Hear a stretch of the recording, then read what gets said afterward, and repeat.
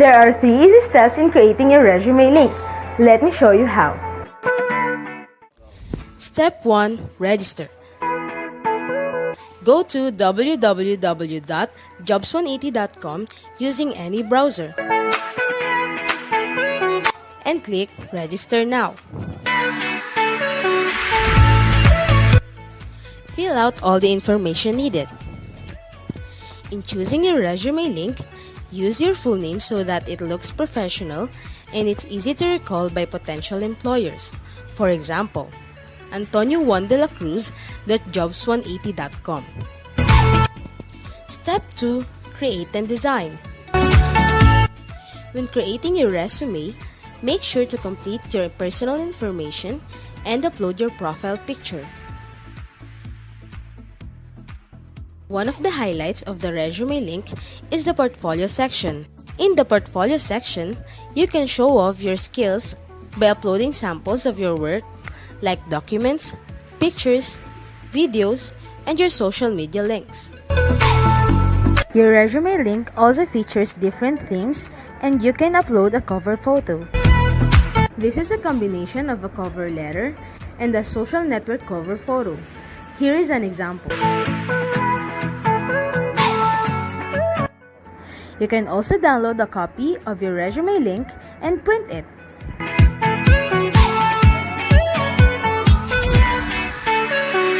Step 3. Apply for a job. There are many ways to apply with your resume link. First is browsing the job recommendations in your Jobs 180 dashboard. If you're qualified, click Submit Resume Link. So what are you waiting for? Dress up your next generation resume, stand out brightly among the competitive job seekers in the market, and win the heart of your future employers using Resume Link.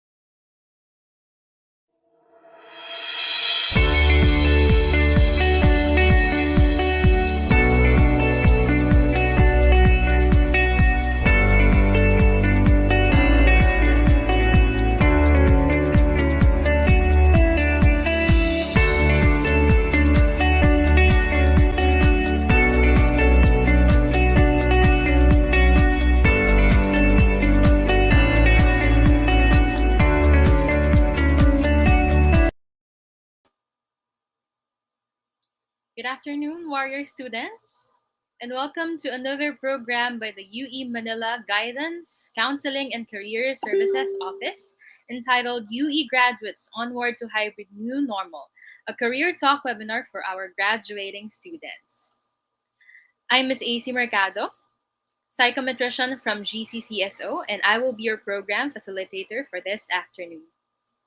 This career development and placement activity aims to help you, our dear graduating students, with the necessary skills and knowledge to be career ready when you face the world of work after your commencement rites. This webinar is streamed live through our UE Manila GCCSO Facebook page and YouTube channel. Just a quick reminder for our participants for both FB and YouTube. If you have questions and concerns for our program facilitators and resource speakers, please use the comment section and your questions will be addressed later during our open forum. Now, to begin with our program, let us first seek the guidance and grace of our Almighty through the doxology to be followed by our Philippine national anthem.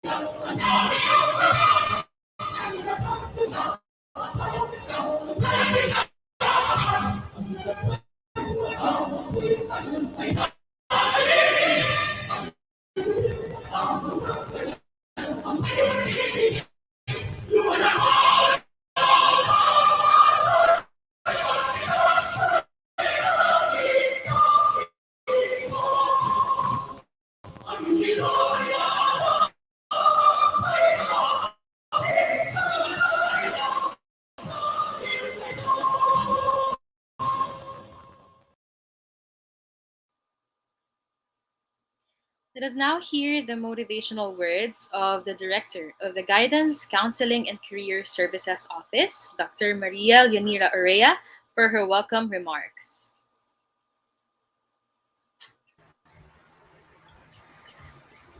A blissful afternoon to our dear graduating students. Feel nyo na ba gumraduate? Perhaps your answer, yes na yes. Parang hindi pa. Sabay kibit-balikat. We can feel you. Since at this point, we cannot be so certain about tomorrow as we are still trying to recover from the ongoing effects of the pandemic. However, how can we and you mitigate the effects of this worldwide health crisis in your work preparation? Be informed and start preparing. This time that you are still in the secure walls of the UE, seize or heed the opportunity that you have your professors, the employees of UE, administrators, classmates who are joining with you as you curate your next milestone, and that is your niche in the arena of your professions. You are about to be UE alumni, 2021 mid-year graduating students. Listen and immerse yourself in the talk of our experienced guest speakers as they enlighten you on the present and foreseeable future trends of work. This will assist you to have a better glimpse of your work life next year. Congratulations for your forthcoming graduation. Thank you. Thank you, Dr. Urea, for your words of encouragement for our graduating students. So, aside from being live on FB page of UE Manila GCCSO, we are also live through Jobs 180's Facebook page and YouTube channel. So, for the participants watching through the mentioned platforms, the questions which you have sent during pre registration will be addressed later by our speakers during the open forum. And also, please make sure to accomplish our activity evaluation, the link to which will be posted in the GCCSO FB page later after our webinar. So, please like and follow at UE Manila GCCSO. Okay, so we are truly excited to bring you today this career readiness program. So without further ado, allow me to call our senior high school and college guidance counselor, Miss Anne Joycel Inverzo, to introduce our resource person for the first part of our webinar. Thank you, Ms. AC. Our first speaker is the Senior Labor and Employment Officer of DOLE NCR Manila Field Office. He has a diploma in Industrial Relations, certificate course in Industrial Relations and Human Resources Management, Class 11, and Workers Institute of Labor Laws, Class 158, and graduated Master of Industrial Relations, all from the School of Labor and Industrial Relations, University of the Philippines, Diliman. He also has a Master in Government Management degree from Pamantasan ng Lungsod ng Maynila and a magna cum laude of AB Political Science from Arellano University, Manila. He has been in a government office for more than 8 years and have experience in the following fields: labor standards cases management, labor inspection, single entry approach conciliation mediation, DO-174 orientation, processing and evaluation for contractors and subcontractors, labor education for graduating students, employment coaching for job seekers, field job net administration, and youth entrepreneurship support or YES program. To talk about the topic, labor education for graduating students, please give a virtual applause to Mr. Jeremiah Jerry Carlos. Thank you very much, Miss Anne, for that very generous introduction. Magandang hapon po sa inyong lahat. Uh, Welcome po sa ating seminar. And we would like to thank again UE Manila, GCCSO, for allowing us to participate and be part of this webinar through same year for the graduating students of UE Manila. And also, we would like to thank Jobs 180 for facilitating the seminar also. Advance congratulations to each and everyone attending.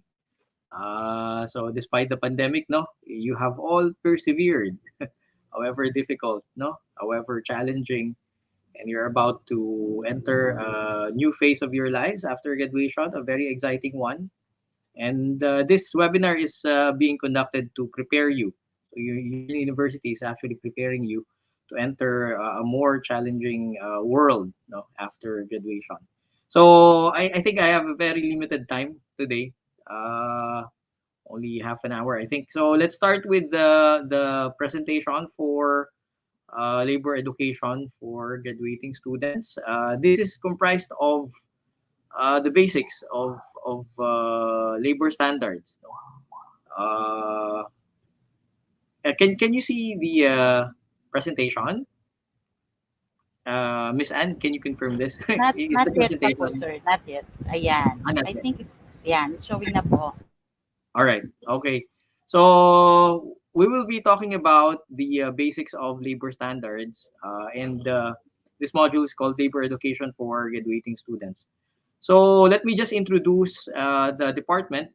By the way, I'm with the Department of Labor and Employment, National Capital Region. I'm in the Manila Field Office. So yung campus ng UE Manila, that's included in our jurisdiction. Now, the DOLE, is a big department and nationwide in scope, but the fourfold mission of our department is number one, to promote gainful employment opportunities and then develop human resources. Uh, Mainly, this webinar is being conducted to protect you, our future workers, and to promote your welfare. And tandaan natin, in the near future, when you start working, not if, no, we're very confident. You is very confident that you will find your first employment very soon. So this is also keeping in mind that when you start working, um, you will be able to promote your own welfare and by extension your family's welfare kasi kayo magiging breadwinner, kayo ang susuporta sa future families niyo also. So by exercising your rights, no, including labor standards, the rights of workers, future employees, no, you will be able to promote not just your own welfare but also of your future families, of your current dependents also. So tandaan natin yan, no? Sana marami tayong matutunan. We would know at least the basic rights that we have as workers, as employees today, this afternoon. And i-emphasize lang namin, you should use all of these rights. You should hold on to these rights, lalo na pag nag-start na kayo mag-work, because by doing that, you'll be able to promote the welfare of your families also, not only of yourselves. And finally, to maintain industrial peace. So as future employees, and by the way, di ba may mga management subjects tayo, may mga business administration subjects, for example. So, uh, yung mga matututunan ninyo this afternoon, you can also use it as a future employer. No? 'Di ba? Maraming nag-encourage yun, even inside the university, your professors perhaps. Um, Employment is one avenue, one career path that you can follow. Another is to become an entrepreneur yourself, to become an employer. Maybe after gaining experience, after gaining capital, no, 'di ba, mag-iipon tayo pag nag-start na ng mag-work, no? Kapag tatandaan nyo ito, yung mga labor rights, yung mga rights of workers, at least the basic ones, so that when the time comes, or if the time comes, you decide to start your own company, or isa pa, if you become promoted as a supervisor or higher, someone with a higher position, you handle people, you start managing people, no, by remembering all of these rights of workers, you will be able to partner with us, with Dole, to maintain industrial peace. By the way, Dole's mandate lies with the private sector, no, private sector employment. So hindi natin di-discuss yung public sector employment, but that is the domain of the CSC and the other relevant agencies, no. So for private sector employment, this is the Department of Labor and Employment's uh, jurisdiction and part of its mandate, no. Okay, so now let's talk about employment before we move on to types of employees, because this is a shortened module just to fit in the 30-minute time frame that we have. I would like to remind you that itong pag-uusapan natin, yung batas paggawa, yung rights of workers inside the labor code, no, batas paggawa natin, no, PD 442, mag-a-apply lang ito in an employee-employer relationship, no? 'Di ba? Marami sa inyo graduating na kayo, so you have already experienced relationships. Employment is also a relationship, albeit it is a very special one because it will only exist between an employee and an employer.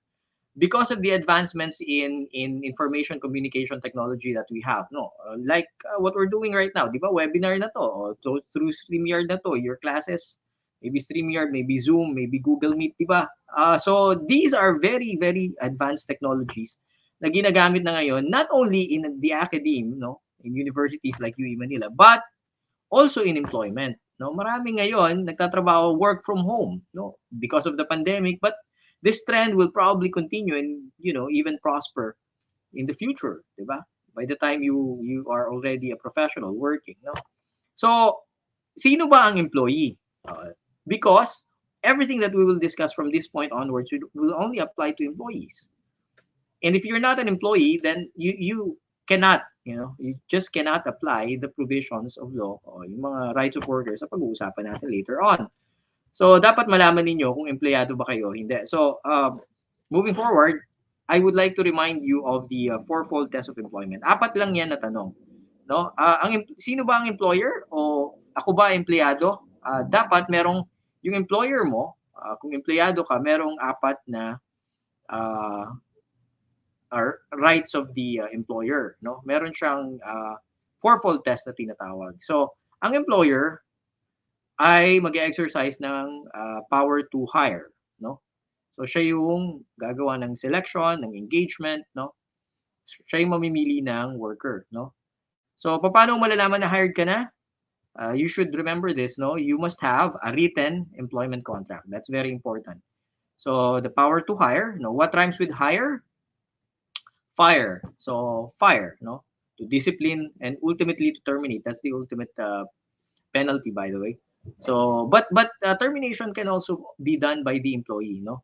Motu proprio or by themselves, no? 'Di ba naririnig niyo yung mga resignation, voluntary resignation. So that's also termination of employment. But if done involuntarily, so that's on the side of the employer. So the employer has the power to terminate and to discipline, no? So, hire, fire, those are the first two tests. Sino magbabayad ng sahod? The power to pay wages. That also lies with the employer. And finally, the ultimate test of employment is the power to control, no? Kinokontrol kasi ng employer yung hindi lang yung resulta ng trabaho, but yung manner and method of work. Paano gagawin yung trabaho. So just to recap, fourfold test of employment before we proceed to types of employment. No? So first is the power to hire, and then power to fire, and then payment of wages, and then control. No? Being the ultimate test of employment. Tandaan nyo ito kasi kung hindi nag-i-exist, kung hindi yes ang sagot nyo sa lahat ng ito na ginagawa sa inyo bilang empleyado, baka hindi ka employee. Diba? Have you heard of freelancers, no, independent contractors, no? Halimbawa, may papagawa sa iyo through the internet, o gawin mo nga itong article na to, o i-edit mo nga itong certain document, or gumawa ka nga ng website, ganyan. And then walang sinasabi doon sa if there is a contract or there is an agreement, walang sinasabi kung paano mo siya gagawin. But i-email mo lang sa akin yung final product or final result, and then I will wire you a sum of money. Mostly may mga gumagawa nito, even local companies, but mostly overseas companies or foreign companies. So is there an employee-employer relationship there, employment relationship there? Maybe not. So dapat matandaan ninyo tong fourfold test because it is important for you to determine whether or not you are an employee and you have an employer, a specific employer, and if there is an employment relationship between you two, and therefore, if there is, saka lang natin pag-uusapan yung rights of workers or yung mga provisions ng labor code. Now, let's proceed to this slide, types of employment. So we have four basic types, no? So, ano gusto niyo dyan? Of course, our graduating students would choose regular employees. You would like to become regular employees, diba? What is a regular employee? You can do research later on. These are all basic, no? So a regular employee, the definition is with Article 280 or in the renumbered code kasi binago na yung numero niyan. Article 295 says a regular employee is one who performs functions which are necessary or desirable to the usual business of the employer. So ibig sabihin, ito yung mga kailangan dun sa negosyo or dun sa line of business noong kumpanya, no? So that is a regular employee. Whereas, di ba mas marami ngayon hindi regular. So meron tayong mga tinatawag na casual, contractual, and probationary. Anong kinaiba niyan? Yung probationary employment, yan yung karamihan sa inyo, mararanasan ninyo yan. Most likely that would be your first type of employment that you will encounter, no? A probationary employee is one who is hired under observation pa, no? Under evaluation basis. Bakit? Kasi tinitingnan yung fitness niya doon sa role or doon sa position na in-applyan niya for a regular employee. So eventually there is a possibility of regularization for a probationary employee. But ang sinasabi ng Article 281, probationary employment shall not exceed 6 months. So this is treated under the law as 180 calendar days. So bibilangin niyo yung mga calendar days, no? Nakalagay doon sa probationary employment contract, written, no? Let me just emphasize that. There should be a criteria based on which your performance at work will be evaluated. So nandiyan yung punctuality, perhaps performance, no? Ano pa?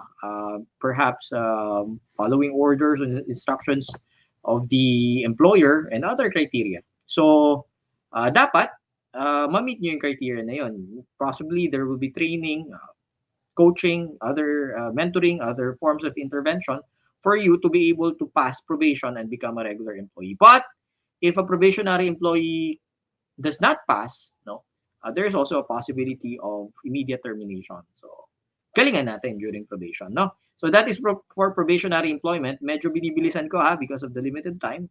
Let's proceed to casual employment. Casual employment as opposed to necessary or desirable.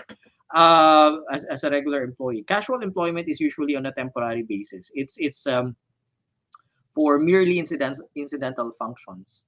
So hindi siya yung core function kumbaga noong kumpanya, no? Those familiar with halimbawa corporate law, no? Corporation law natin.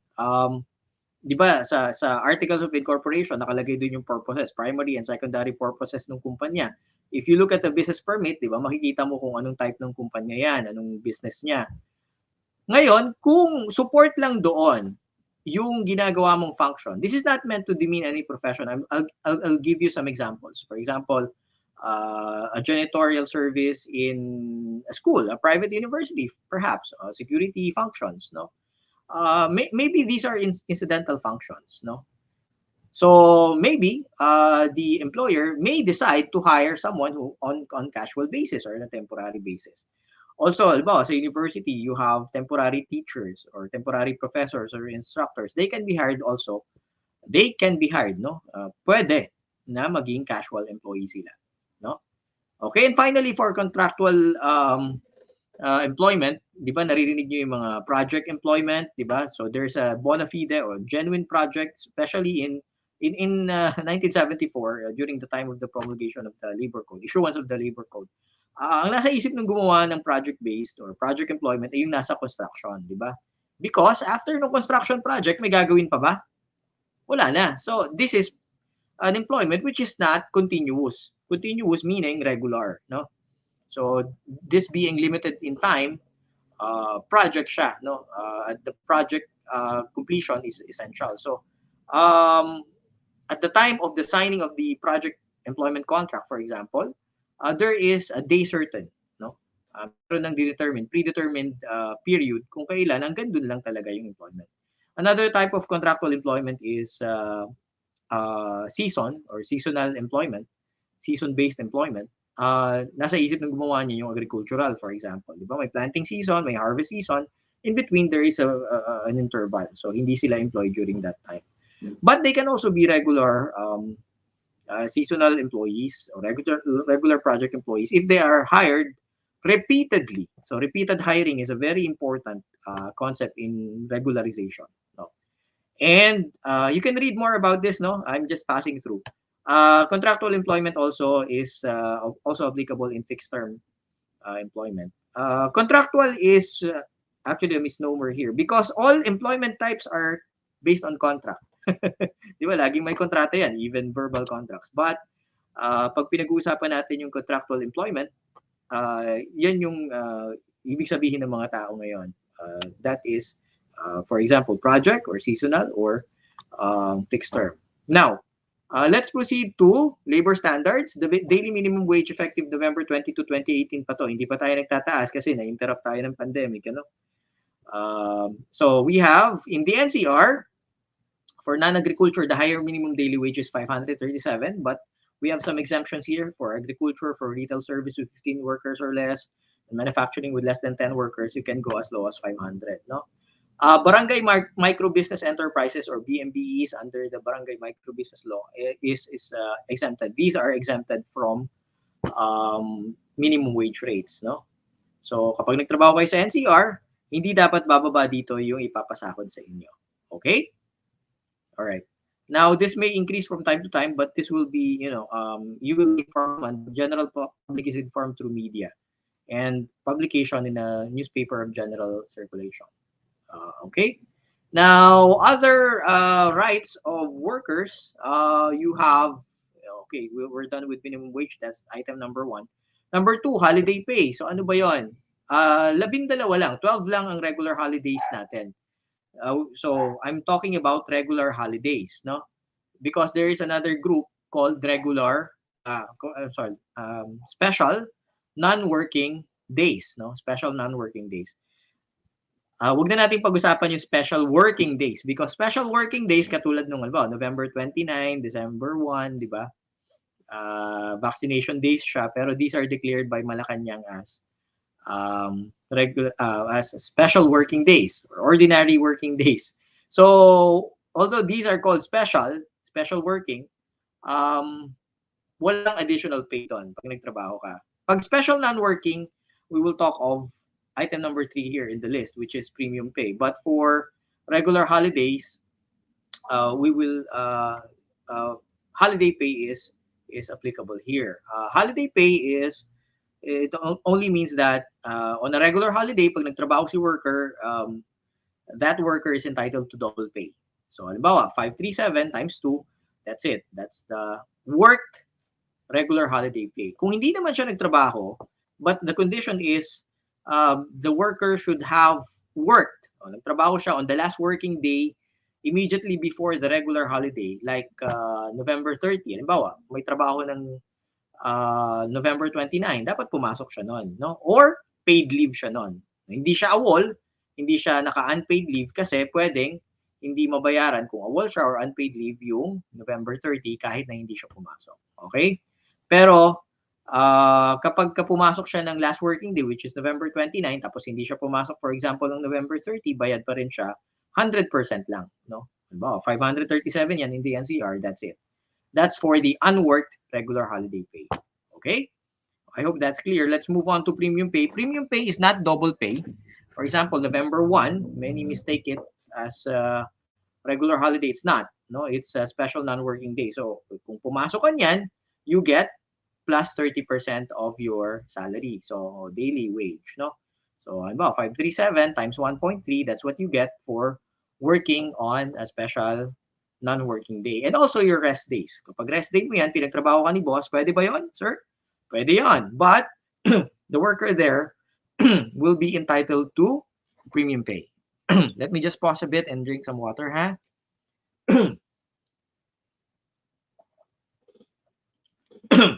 So we're done with premium pay, no? Again, that's plus 30%. But merong times na nagsasabay yung dalawang special non-working day like Holy Week, no? Nagsasabay yung April 9 saka yung one day in the Holy Week period.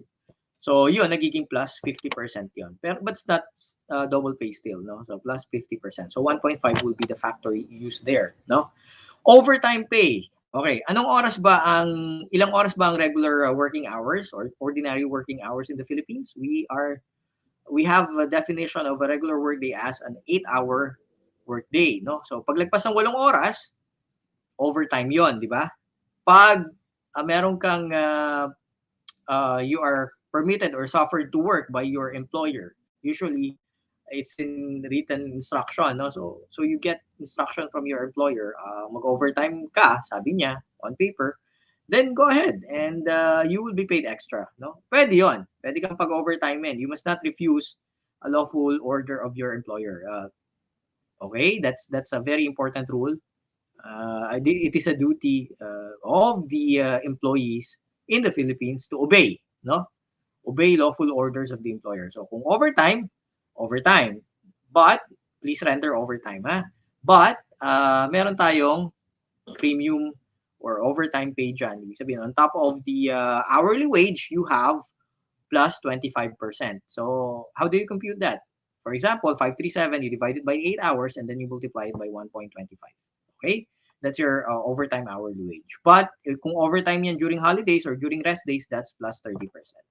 Medyo bilisan natin, ha? Night shift differential is plus 10% on the hourly wage. Service charges for restaurants and tourism establishments yan. Kung may service charge na kinokolekta dun sa mga kliyente, sa mga customers, then it will go to the service charge will go to the rank and file employees, no? Hindi kasama si managers diyan, and management also. Now, service incentive leave is after 1 year of service, it is mandatory for employers to give at least 5 days paid leave days, no? So, pwede mong gamitin yan whenever you're sick or whenever you want to go on vacation, but do not exceed 5 days kasi it may be unpaid na. But kung perfect attendance ka naman, for example, or you haven't used the 5 SIL, no, at the end of the year, then you can convert it to cash, no. Maternity leave, meron na tayong bagong batas dyan, RA 11210. So 105 calendar days na yan of paid leave, no. It's also extendable, but yung plus 30 days, if you want to extend it, that's already unpaid. This is only for female employees, no? And they may also be unmarried. But for paternity leave, guys, para sa atin, no? Kung mag-avail tayo niyan, dapat legally married tayo. Yung lawful wife, yung magde-deliver ng baby and not exceeding 4 deliveries. Doon sa maternity leave kasi, unlimited na po. Okay, pero dahan-dahan lang. Alright, for parental leave for solo parents, dapat may solo parent ID ka issued by the Social Welfare Office. And then, also, naka 1 year ka na sa trabaho. That's 7 working days of paid leave in a year, no? So 7 working days yan. Now for VAUSI, sana hindi nyo ma-avail to. This is very difficult because these are for victims of violence against women and children. So up to 10 calendar days of paid leave depending on the court or barangay protection order. Especially for women, for gynecological or uh, gynecological surgeries. After that, there's a period of convalescence, magpapagaling yung female employee. So they may avail of up to 60 calendar days of paid leave every year, no? Ang daming leave natin for female employees, no? And finally, excited na tayo dyan, no? 13th month pay, no? It is mandatory. Yung Christmas bonus, hindi mandatory. Yung 13th month pay, yun ang mandatory. So it must be paid on or before December 24 every year. Para masaya ang Noche Buena ng Pilipino, no? And anong formula dyan? Total basic pay over 12. So may mga absence ka unpaid, may mga maternity leave kang ginawa, so these will not be included in computation for total basic pay. And therefore, it will affect your 13th month pay. Yung mga lates natin also may be deducted, tardies, no? So, iwasan natin yung mga yan. Para rin, madali tayong ma-regularize and ma-promote. Alright? Just a tip for you guys. Now, for security of tenure, generally in the Philippines, hindi ka pwedeng tanggalin sa trabaho except kung merong dahilan. Just cause, may kasalanan yung employee. Authorized cause, wala naman, but for economic reasons and other grounds allowed by law and only after due process. Okay? Binibilisan ko ha. Authorized causes are these ones, include these ones, no? Retrenchment, closure, incurable disease, yung hindi nagagaling within the next 6 months. Sinabi ng pampublikong doktor. 1/2 month pay per year of service ang separation pay dyan. Okay? Mas malaki naman ang separation pay kung installation of labor-saving devices. Have you heard of automation? O, yung pinapalitan na yung tao ng mga machines, no? Mga algorithms, no? So, yan. Yan yung installation of labor-saving devices. Redundancy and kung may illegal dismissal and there's a finality already, final decision, that the employee should be reinstated but meron ng ibang nag-work doon or wala na yung company doon, for example. So, babayaran na lang siya ng separation pay. But this is higher, no? 1 month pay per year of service, no? Without prejudice to other costs and awards.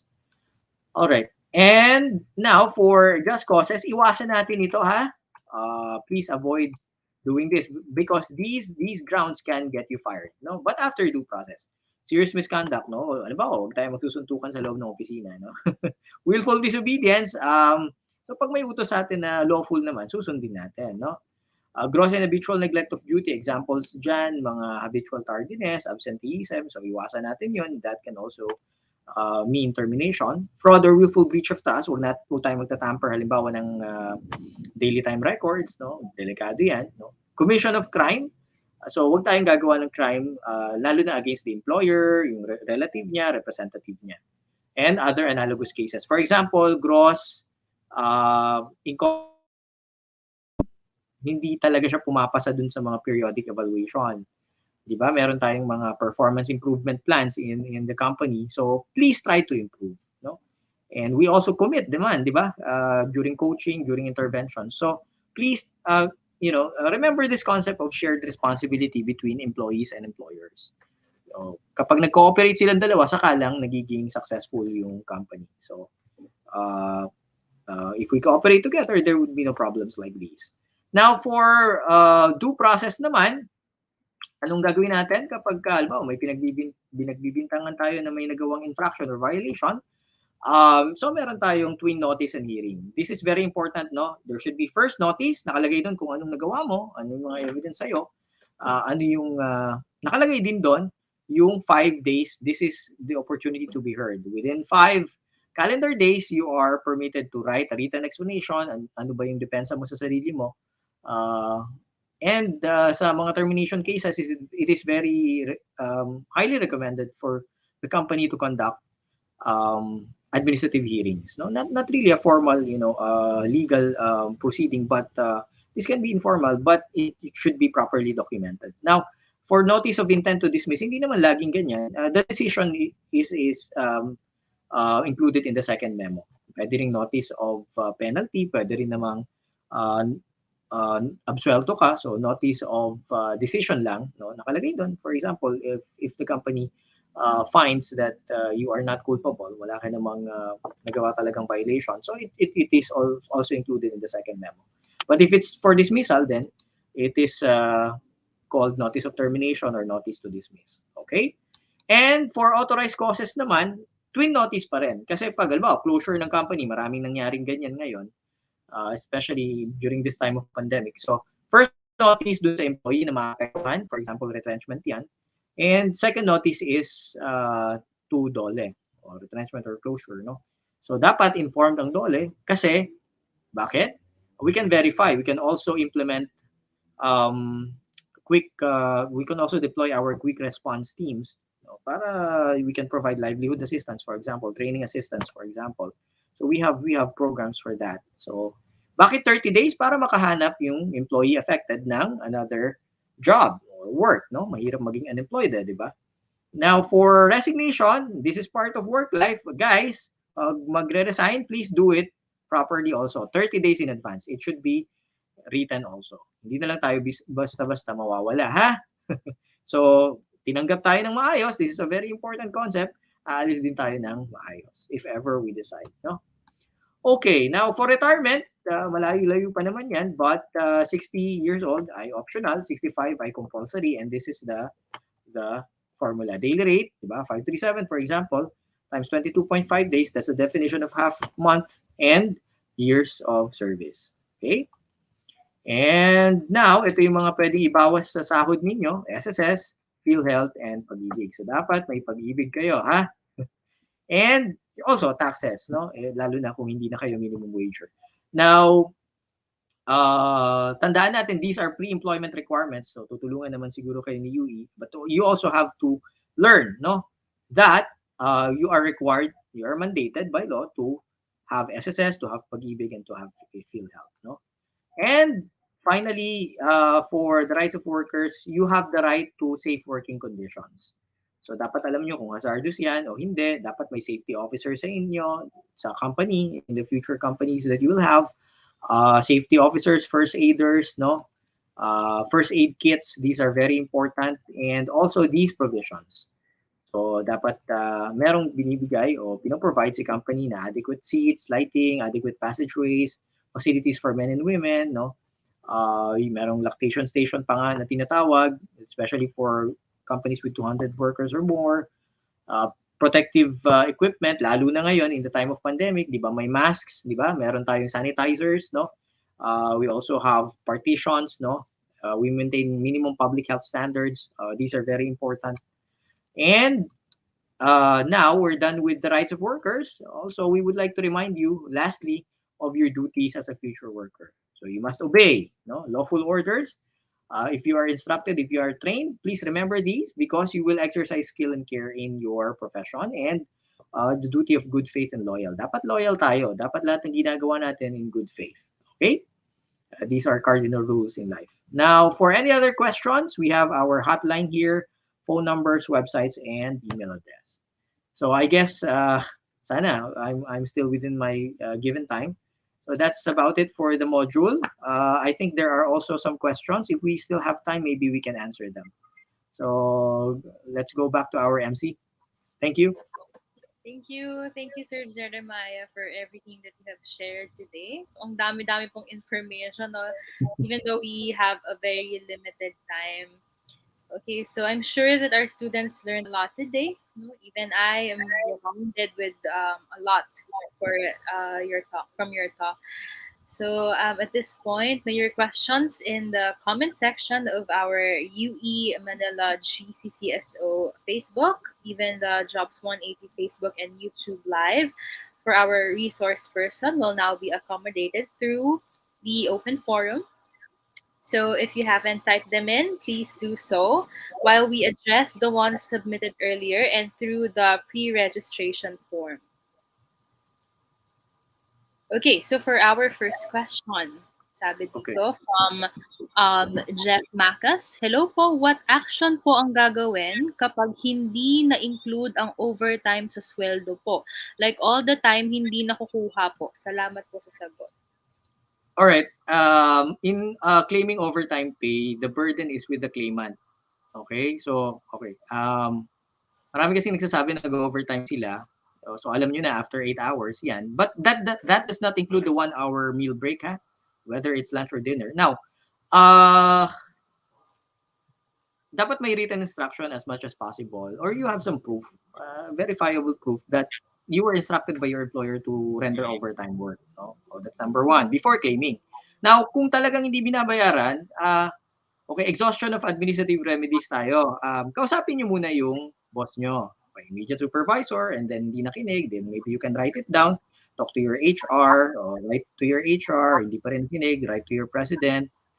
Pag hindi pa rin sila nakinig on the issue of halimbawa, non-payment or underpayment of overtime pay, that's the time you can go to us or NLRC or NCMB, the National Conciliation Mediation Board, or the National Labor Relations Commission, or DOLE. Meron pa tayong tinatawag na SENA.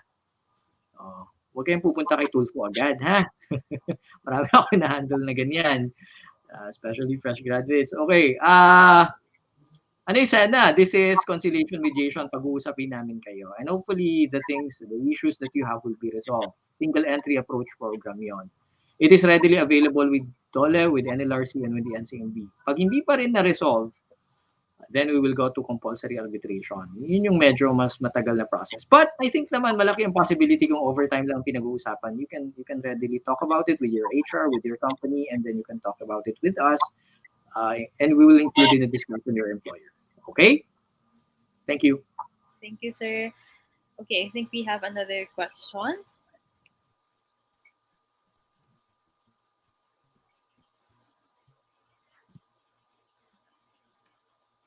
Okay, is it okay if my career is not aligned with my course?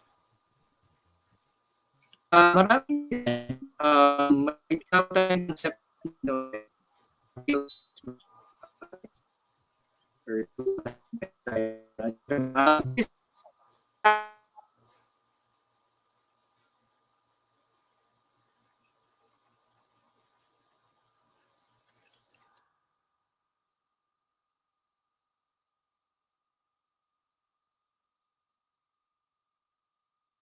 Okay, nawala si Sir Jerry, mukhang nagka-technical problem.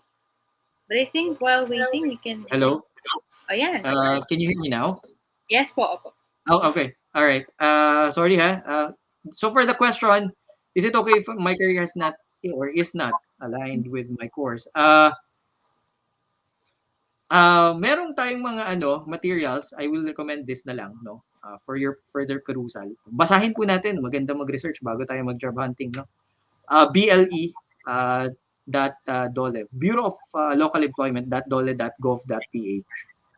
Meron silang materials doon on job skills mismatch. There are certain steps that you can use. There are also government programs, interventions that you can avail of para ma-address yung job skills mismatch.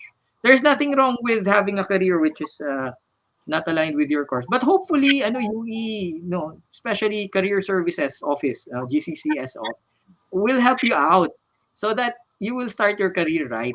Hindi na kayo magpapalit-palit. But there is absolutely nothing wrong with that. Especially if you have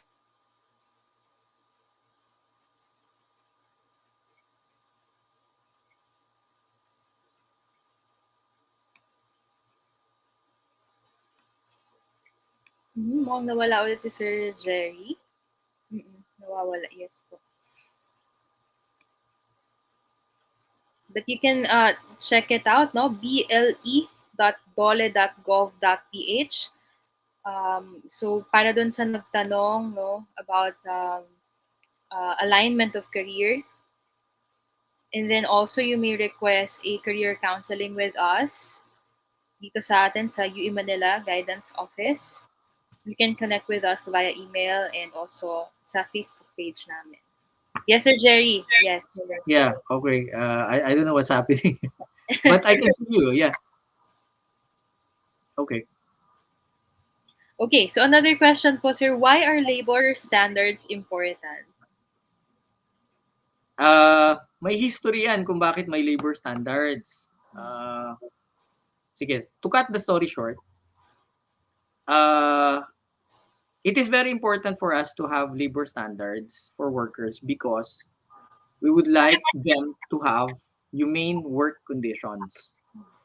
Dapat hindi lang puro salary, puro wages. Dapat makatao, humane yung environment sa workplace para maging masaya yung workers.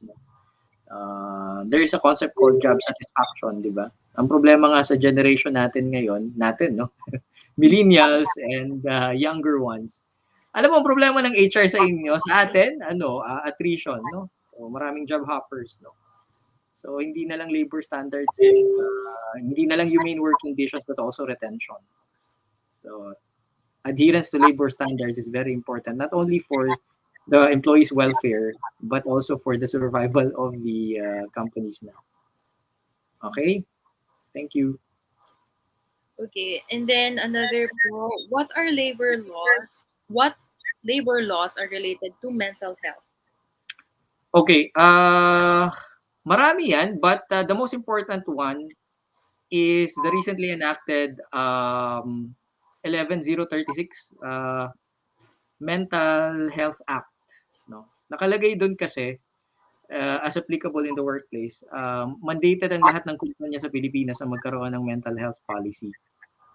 And this is in consonance with Republic Act 11098, which is the Occupational Safety and Health Standards, strengthening Occupational Safety and Health Standards, or OSHS guidelines. Now, in DOLE, we have the implementing rules of the Mental Health Act.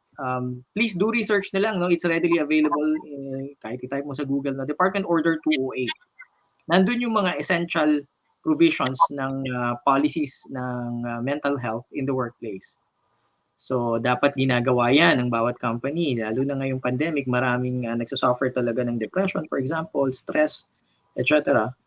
And yung Department Order 198 naman, nandun yung Occupational Safety and Health Standards natin, the revised one. Now, yung OSHS, that's what we look for in inspection. I'm also an inspector and hearing officer, besides being a conciliator mediator.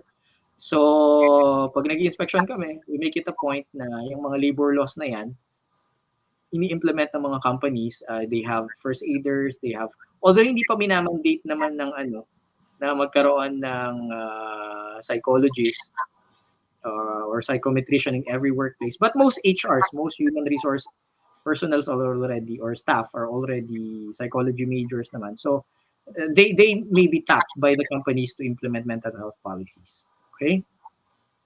All right, thank you. Okay. So this was from the comment section a while ago po. Triple pay, is it possible? I think nangyari na yan, di ba, recently. Nagsabay yung ano ba to? Holy Week. no? April 9, yung sinabi ko kanina yata to. Holy Week at saka yung April 9. So nag-overlap sila. So pag pumasok ka nun, triple pay yan. Okay? So good luck with that. Okay, I Alright. think those were all the questions that we have for you, sir. Thank you very much for answering your students' Thank questions. you. So surely Thank the you for the graduate question. students, yes, will have learned so much from you. So to show our appreciation and gratitude, we will be awarding a certificate of recognition to our speaker. So please allow me to read the citations. Certificate of recognition is hereby given to Mr. Jeremiah Carlos for being the resource speaker in the GCC's webinar, Virtual Career Talk, UE Graduates Onward to Hybrid New Normal, Labor Education for Graduating Students. Given this 24th day of November 2021, signed Maria Leonida Villarreal, PhD RGC, Director GCCSO. Thank you very much, sir. Thank you. Okay, so we will now proceed to the second part of our program. So may I call Miss Anne Inverso to introduce our next speaker. Thank you, Miss AC. Our second speaker has more than 20 years of experience in sales, marketing, business development, customer service, operations, project management, business process, and human resources. Presently, he is the managing director of Jobs180.com, previously the general manager of Genius Options Learning Center, and a member of the board of advisor for Lyceum of the Philippines University, Laguna. As a trusted resource speaker, he has done over 1,000 plus career development seminars in more than 400 plus colleges and universities nationwide. He graduated double degree at De La Salle University, Manila, BS Applied Economics and Commerce, major in Marketing Management. Today, he will enlighten us about the resume link, which is dubbed as the most secured resume for online applications.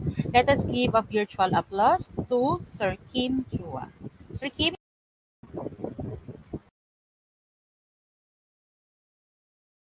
Afternoon, everyone. Allow me to share to you how to make a job-winning resume. Yan. A lot of you are now looking for a job and exploring for the next chapter in your life. I hope that this session will be able to help you. No? Not only you, but the people that you know that needs help in terms of how to make a job-winning resume. Yan. So yan na tinatawag nating resume link. A lot of platforms right now, mga online platforms are being offered left and right. But for you to know paano to magiging job winning tool or job winning resume to, meron akong checklist. So go with me, no, with all these checklists. Your checklist should include the following. Number one, kailangan mag-stand out ka. When you look for a job, you have to be able to stand out. Because if you're not going to be able to stand out, then I think you'll just be part of the crowd. You'll be one of the next applicant na wala lang, na hindi mapapansin. Another thing that should be in your checklist is that you should only have one file. Hindi dapat maraming files na iba-iba sinesend sa mga companies. Mas maganda, isang file lang para pag sinend mo, lahat ng details mo nandoon na. Another thing in your checklist is that it should make the process more efficient. Ibig sabihin, mas mabilis mag-submit, mas mabilis makita ng HR, at mas mabilis kayo makontak for possible next steps na or possible job offer na. Now, another thing in my checklist is that dapat tipid ito, wala tong gastos. The tool that I will show you today, wala itong gastos. Libre po ito. At higit sa lahat, ito ang pinaka-importante sa lahat. This should be in your checklist. The tool should be secured. Okay, more than anything, importante talaga ang data. Pero ang data ninyo, dapat yung protectionan. And using this tool, this is the most secured resume kung tawagin. Bakit siya tinawag na most secured resume? Let me go through the next slides na. Okay? Ito ang tinatawag na resume link. Okay? A personalized URL for anyone can open online anytime. I will use an example para makarelate kayo. If you are John Santos, ang link mo or resume link mo pwede maging johnsantos.jobs180.com. Ganun lang kasimple. At yan na po ang resume link nyo. So how do you make one? Go with me through the 3 simple steps. First step is you have to register. Absolutely wala tong bayad. Libre po ito. How do you register? You go to the website of jobs180.com. That's jobs180.com, at doon ka mag-register on the upper right side of your screen. Now, as you do that, you have to put the basic information. Okay? So alam niyo na ano mga information yan. Hindi ko na isa-isahin. Babasa nyo naman at alam nyo naman ano dapat ilagay. Now, as you create your account, you have to use a valid email.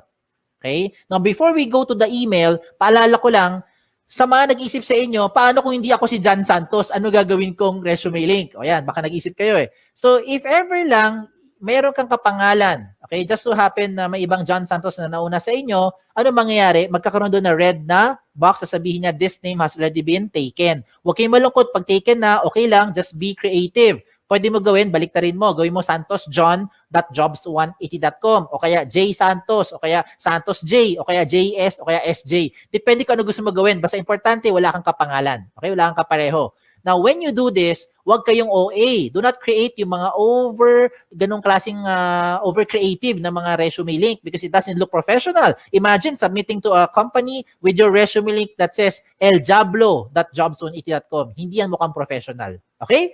Now, when you register, please use a valid email. Ito yung emphasis ko lang sa pag-create nyo ng account na dapat gamitin yung email, yung nabubuksan yung email, kagaya ng Gmail, Yahoo, or any email na nabubuksan nyo. Do not create, example lang yung mga email na kagaya ng ganito, patricia@facebook.com na email. Huwag kang gagamit ng joseph@facebook.com na email to register. In short, huwag mong gagamitin yung @facebook.com na email.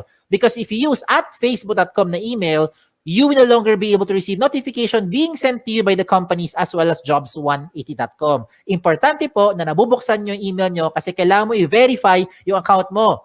Okay? It is very important that you verify your account as a proof na ikaw nag-register at pangalawa, para ikaw ay makapag-apply. If you don't do this, if you don't verify, walang mangyayari sa account nyo. Okay? So sayang lang. So you have to verify to finish the first step. Okay? How do you verify? Just open your email, look for the link, click mo yung verify, you're done with the first step. Okay? Tapos na yung first step. Ano yung first step? Register. Wala tong bayad. Let's go to the second step. Ang second step, ang pinaka-logical sa lahat.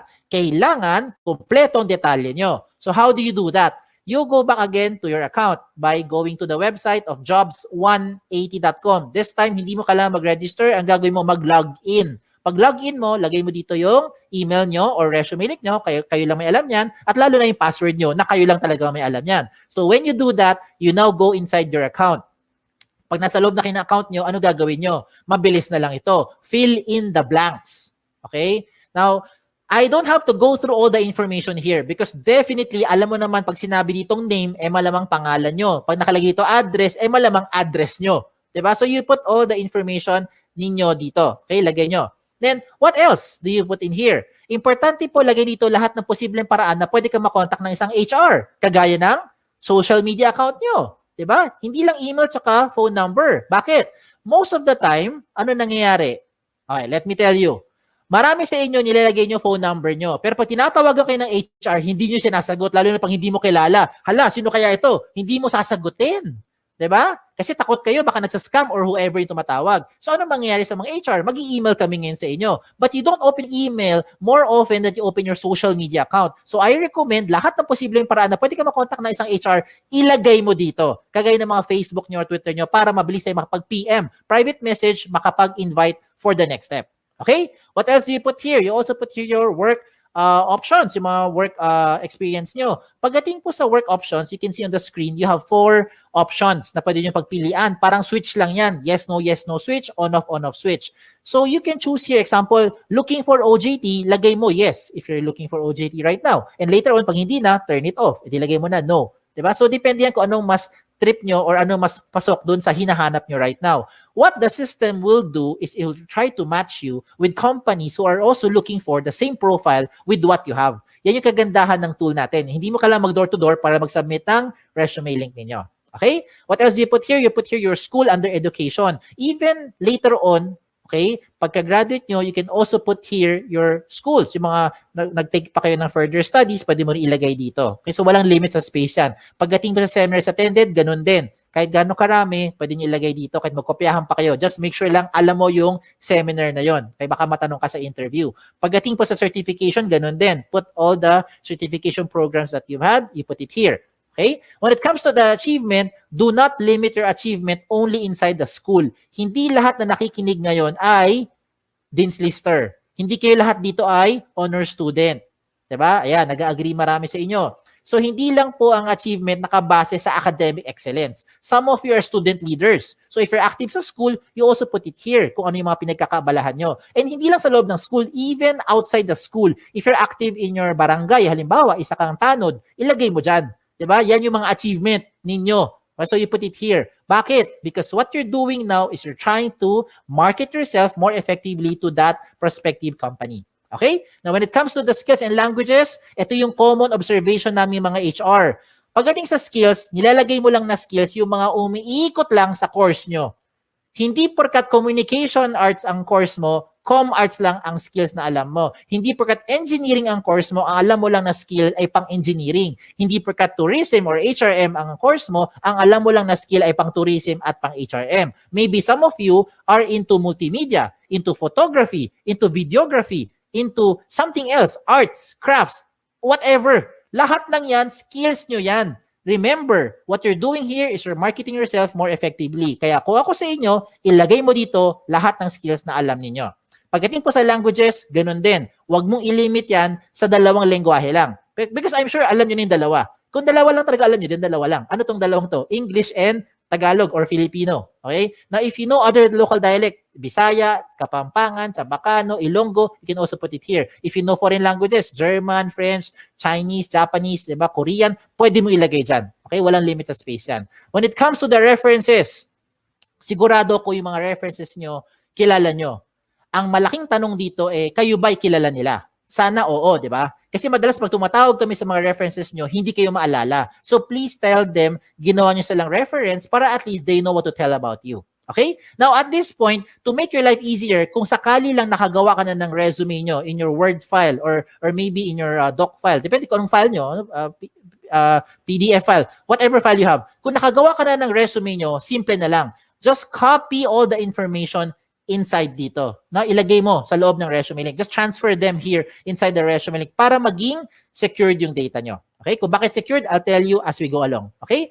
So yung mga sinabi ko, I think alam nyo na yan. Alam nyo na yan. Okay? Itong mga susunod kong papakita, ito yung mga amazing na portion. Let me start with the portfolio section. Ano yung portfolio section? This is the part where you now upload evidence of your skills. Example, ano ebidensya na graduate na kayo later on? Diploma, di ba? Transcript. Ano pa?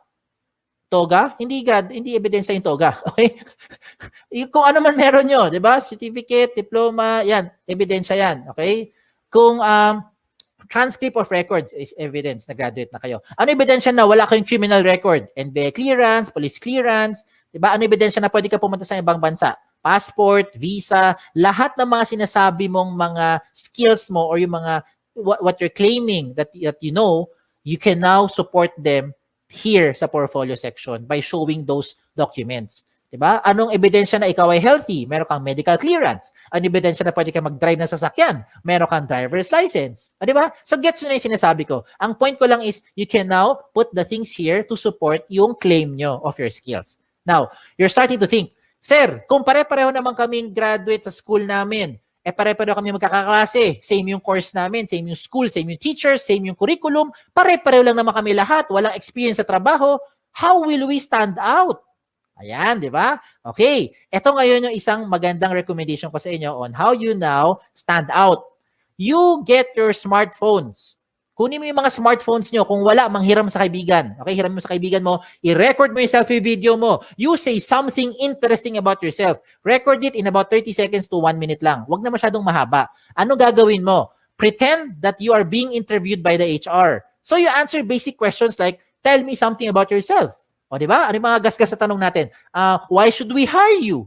O, di ba? Just imagine na tinawag ka ng HR at sasagutin mo na lang siya. Ang maganda lang ngayon, recorded mo. So kung di mo type yung sagot, i-delete mo. Pag type mo, you save it. Then you upload it sa YouTube or sa Vimeo. Maraming mga video channel na libre, mga video converter sa online. Hanapin mo lang. And when you're done, you put that video link doon sa portfolio section nyo.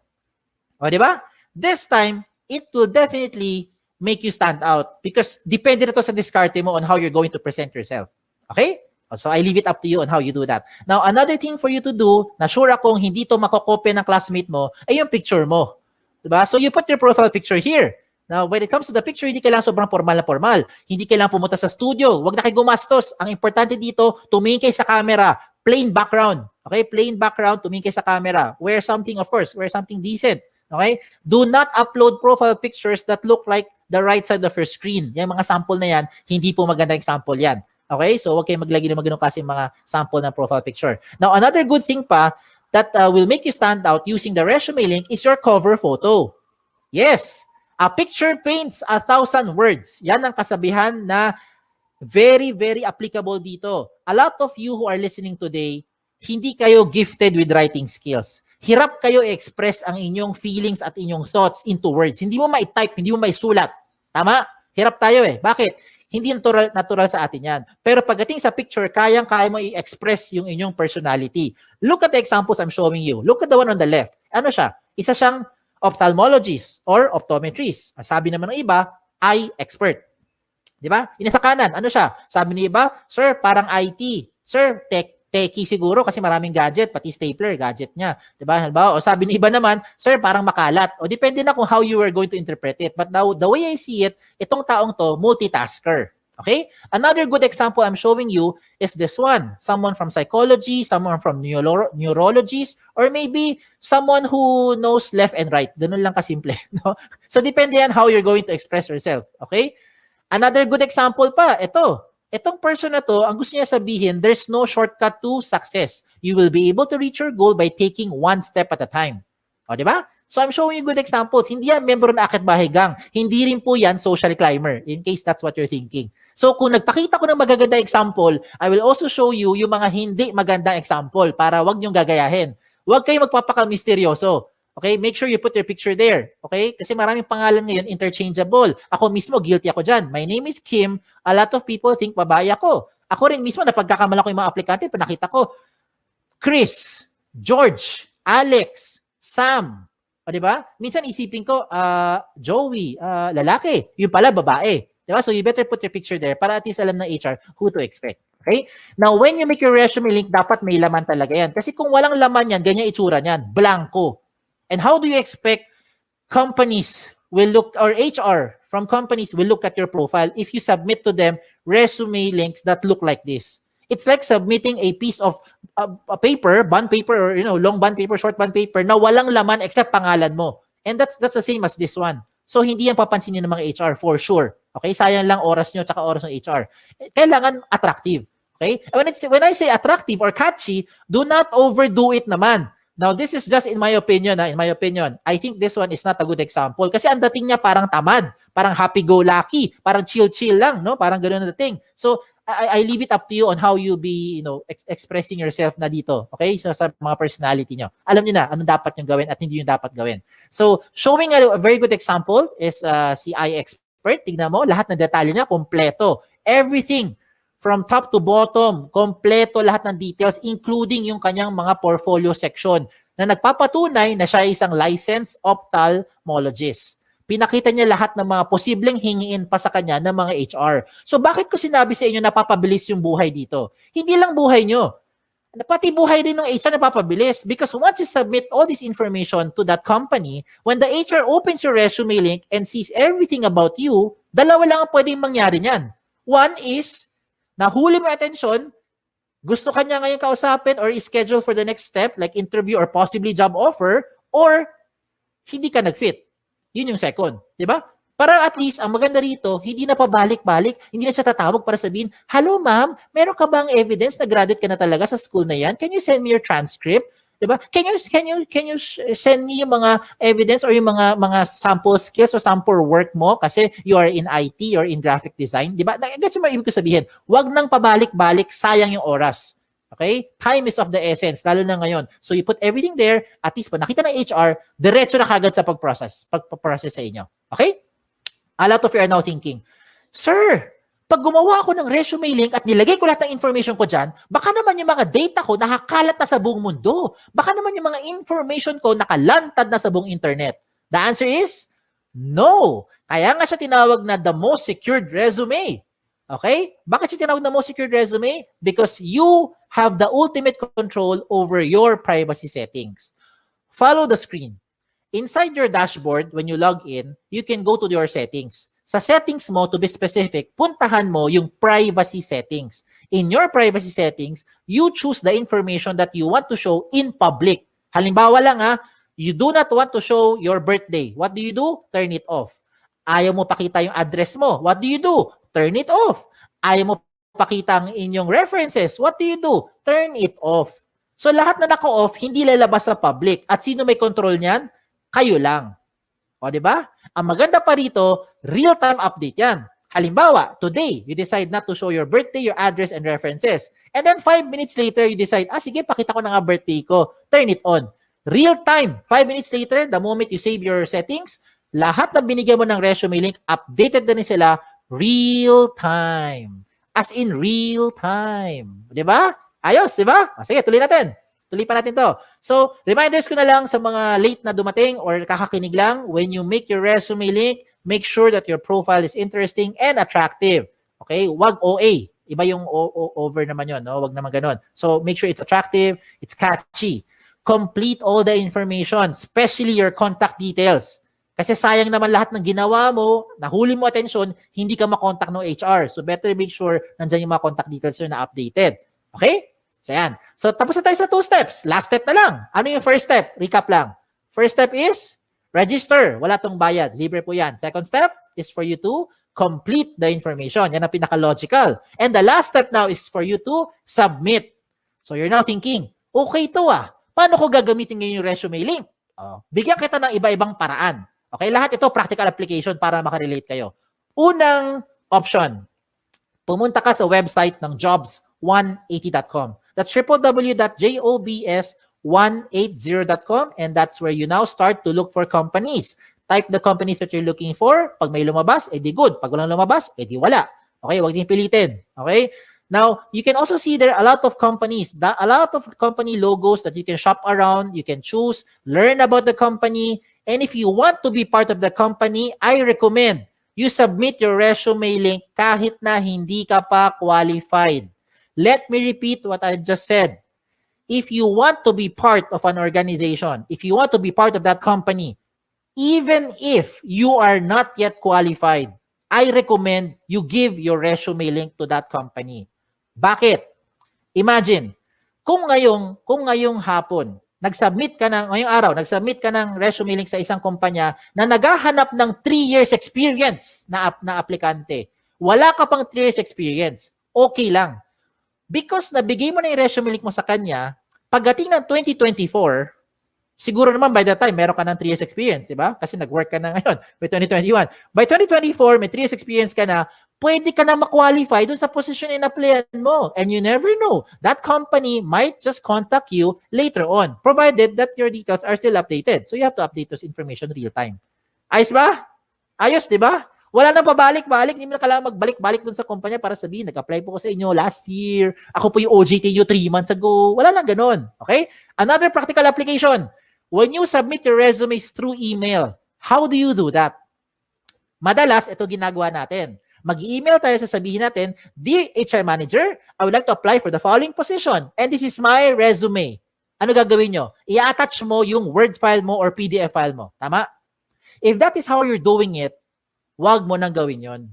Wag ka na mag-attach ng anything sa email. Pampabagal lang yan, tsaka makaluma na yung style na yan. Bakit ko sinabi yon? Kasi hindi mo na kailangan talaga mag-attach ng anything. Ang gagawin mo, i-type mo na lang doon sa email mo yung resume link mo. Example, Dear HR Manager, I would like to apply for the following position. And this is my resume. In this example, Antonio Juan de la Cruz, 01.jobs180.com. That's it. Submit. I look forward to you from you soon. Thank you. Send. Every time meron kang babaguhin sa details mo, hindi mo na kailangan padalhan yung HR. Kasi kung ginagamit mo mga attachment, ang kulit niyan ang kulit, saka nakapagod. Ano gagawin mo pag nagbago ka ng phone number? Dear HR Manager, this is now my updated resume.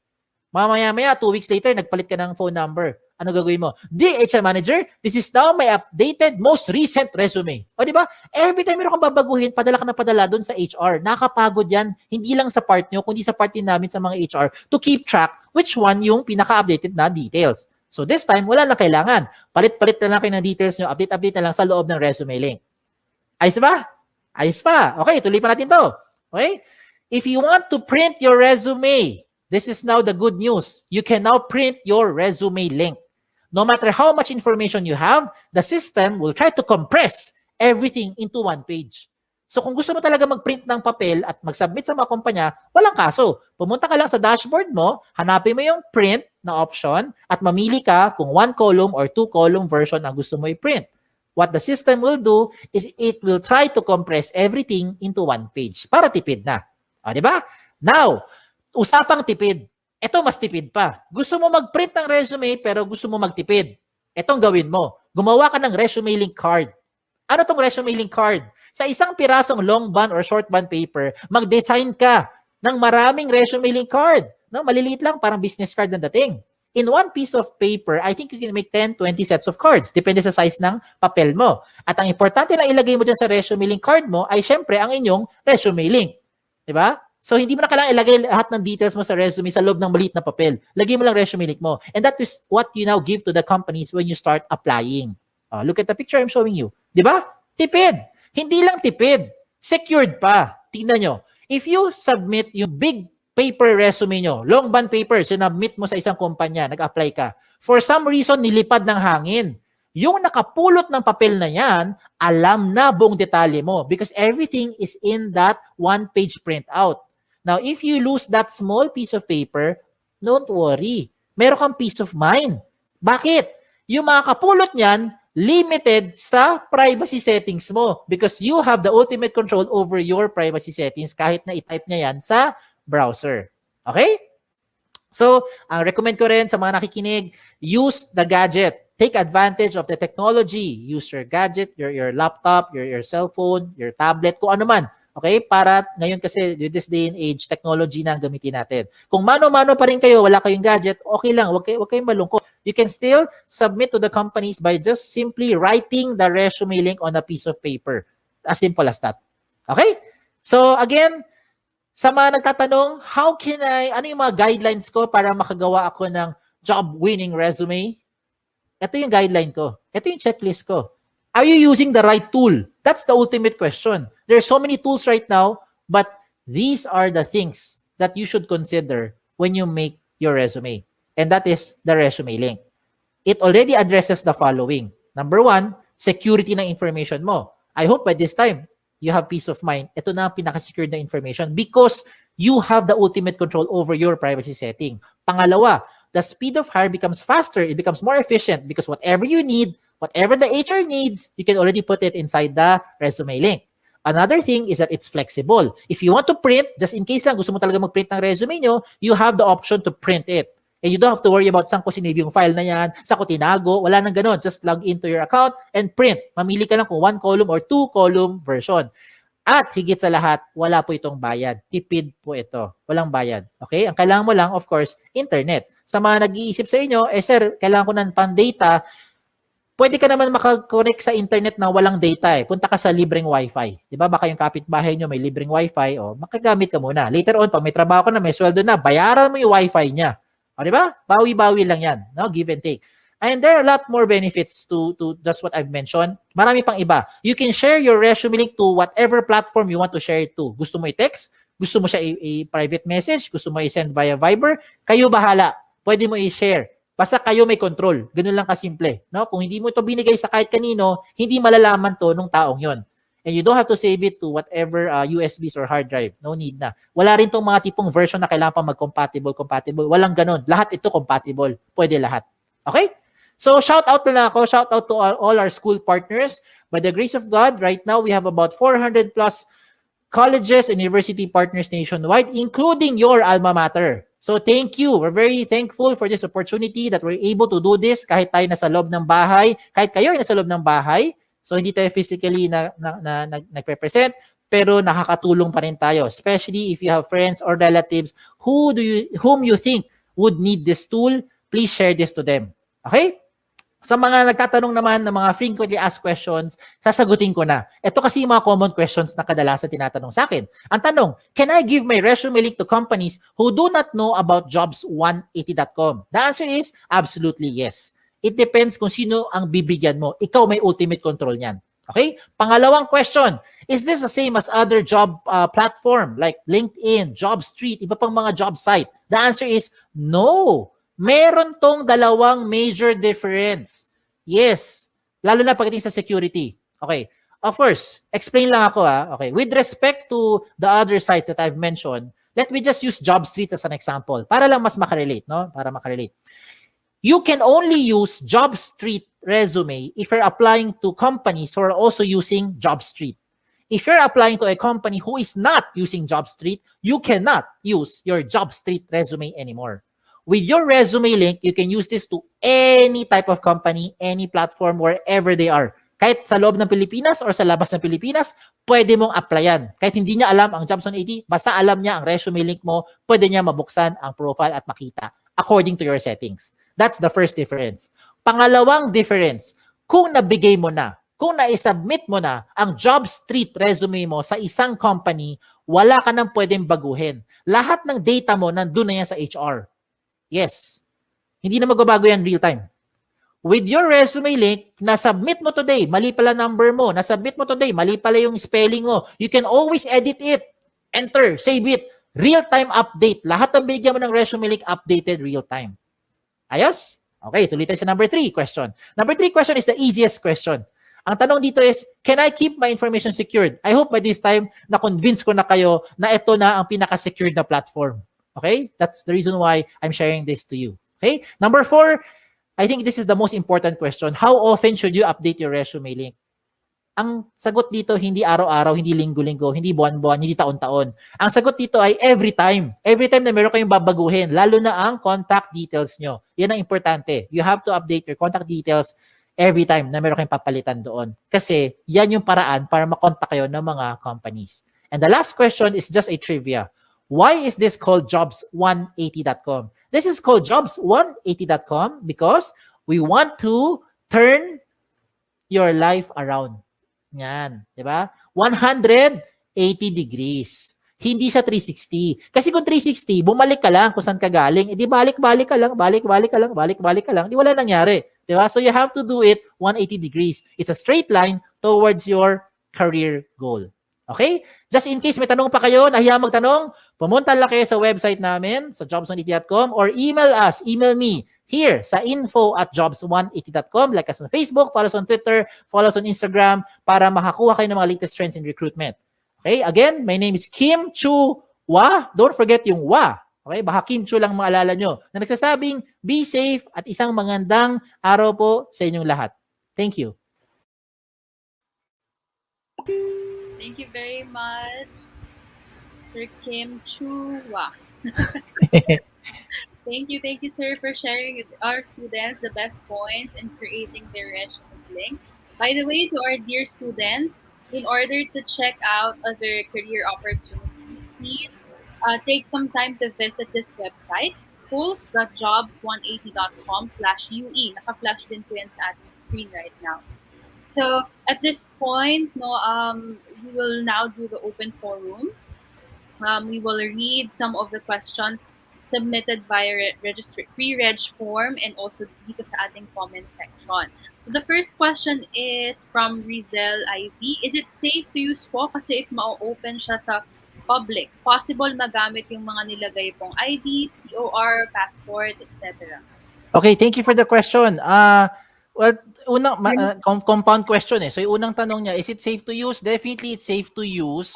It would depend on how you're going to use it. O yan, di ba? Itong tool na ito, dinesign siya para ikaw, Ma'am Rizel, and whoever is listening, kayo as an account owner, as account user of your resume link, kayo yung may discretion as to what information you want to show or hide in public. Now, following that question, sabi, kung ma-open ba yung mga nakalagay na IDs, TOR, passport, etc., mabubuksan yan kung nilagay nyo yan as part of those items to show in public. Okay, so that's the reason why earlier I mentioned to you, when you go to your dashboard, may privacy settings, kahit naman naka-upload yung mga information na yan, pwede mo naman siya i-hide in public. Meaning to say, when you apply to a certain company, when you go to the link below, the one that's flashing here, you can see schools with an S .jobs180.com/UE.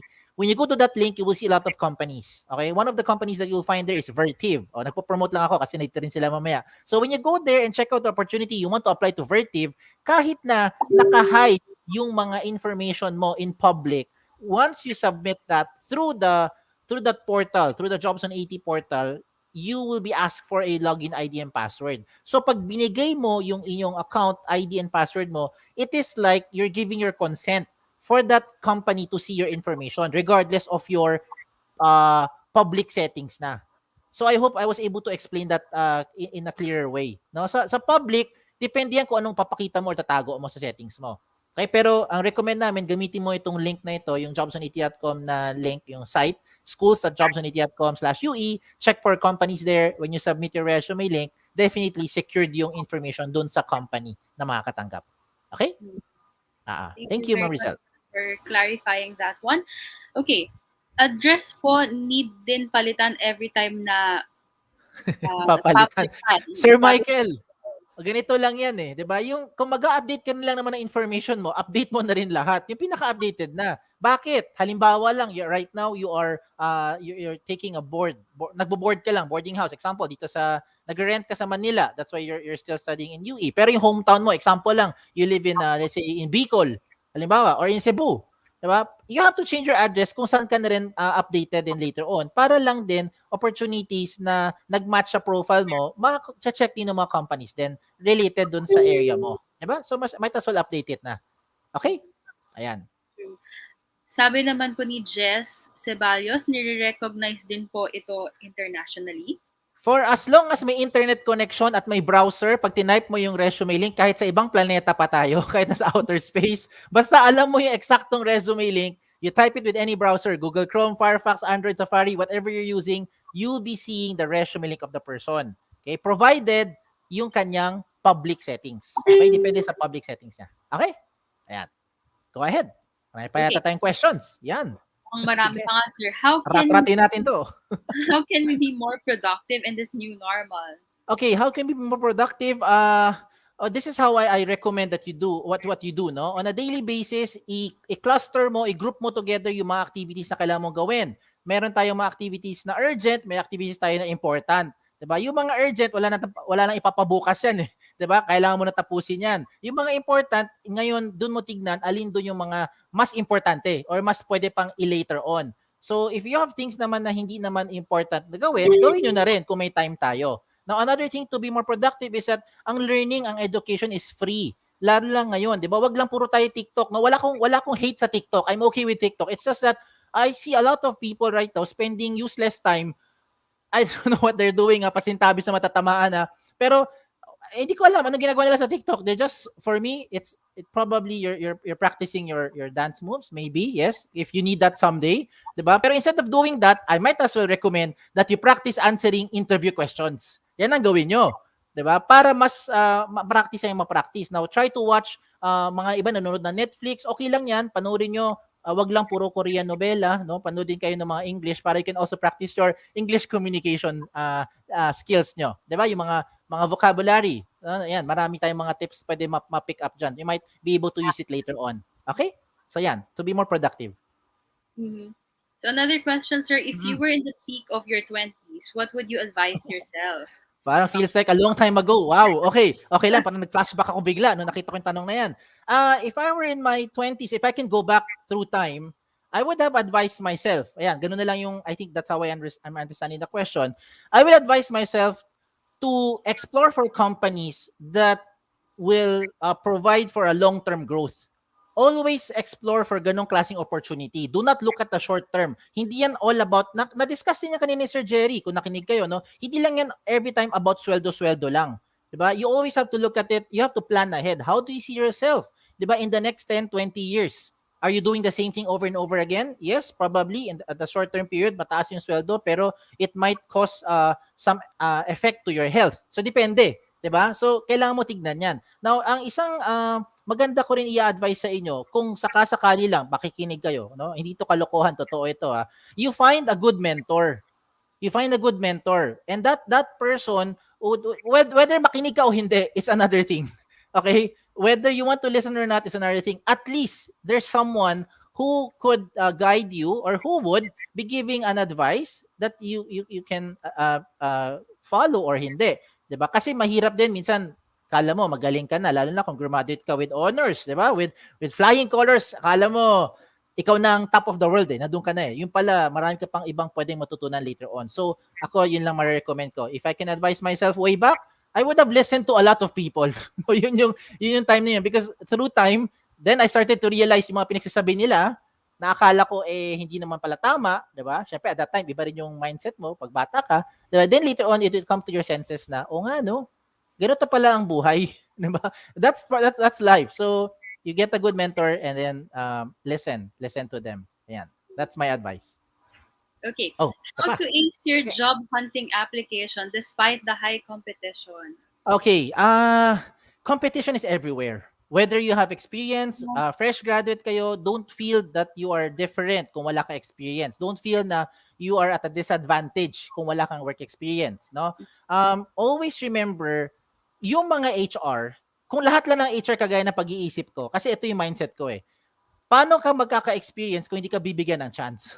So let's always give everyone a fair chance to have at least a start.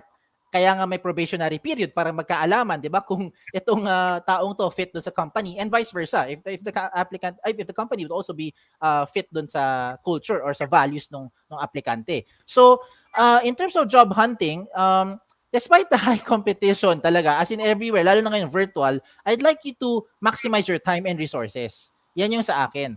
No, first of all, syempre pinopromote ko na yung resume link. The reason why there is a resume link is because it's easier to use it. You can control your privacy settings, and you can apply easily. You don't have to go physically one by one to the companies when you're going to apply to. So, yan yung isa. Now, another thing that you can do is always update your information.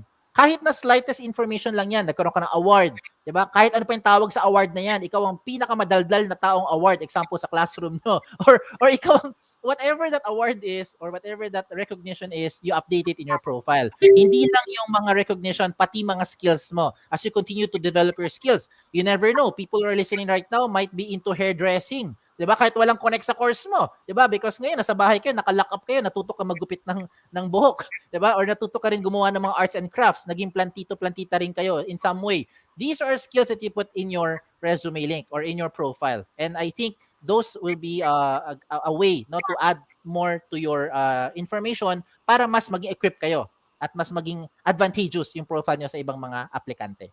Ayan, that's my answer to that. Okay. I think we can accommodate two more questions, sir. Okay, sige. This one, sabi, does resume link help you in your resumes when getting a job? Does resume link help you in your resumes? Kind of redundant. Does resume link help you in your resumes when getting a job? I think what you're asking, whoever asked this question, is does resume link help you get a job? Diba? Land a job. Definitely yes. Diba? Kung gagamitin mo yan, syempre makakatulong yan. Kung hindi mo gagamitin, di wala. Diba? Ganun lang yan. So, for me, you create this resume link, update your profile, secure your privacy settings, explore the companies. Kahit na hindi mo pa gusto yung, kahit hindi ka pa qualified dun sa company, for as long as you want to be part of that company, bigay mo yung resume link mo. And I used an example earlier. Kung may company, example na lang, si Vertiv. Example na lang, shout out ulit kay Vertiv. Halimbawa, nakita mo si Vertiv, merong opportunity na kailangan at least 5 years experience. Obviously, right now, wala kang 5 years experience. Pero gusto mo maging part ng Vertiv. What do I recommend? Give them your resume link because you never know. As you update your profile, pwede ka na consider in other opportunities or other vacancies ng company. Diba? So, yan yung maganda sa using the resume link for you to land a job. Mas malaki yung chance mo. Okay? Ayan. Okay. Last one, how to vent out stress-related work in a work-from-home setup? How to vent out? Okay. So para lang tong okay. This is what I could advise, no, for you to do. Minsan, sukang-suka ka na sa sarili mo, 'di ba? Saka ka sa bahay, no? Hindi ka na makalabas and all these things. You're so stressed. Not only in work, maybe pati na rin sa school, no? Nainis na kayo. Sa school, wag kayong mag-alala, mamimiss mo yan, sigurado. For everyone who's working, you you can all relate na namimiss na natin mag-aral. Mas masarap mag-aral kaysa magtrabaho. Now, in terms of how to vent out, ako, there's different ways, different personalities to each his own yan. So, ang sa akin is, you might want to start reading your Bible. No, I know I sound like a preacher at this point. Hindi mukha, no, hindi halata sa itsura ko, pero ako recommend ko sa inyo, that's one of the things that helped me during this during this period of time, no, na tayo ay nagkaroon ng crisis, ng pandemic, no. Reach out to your Bible, read, and then I encourage you to read.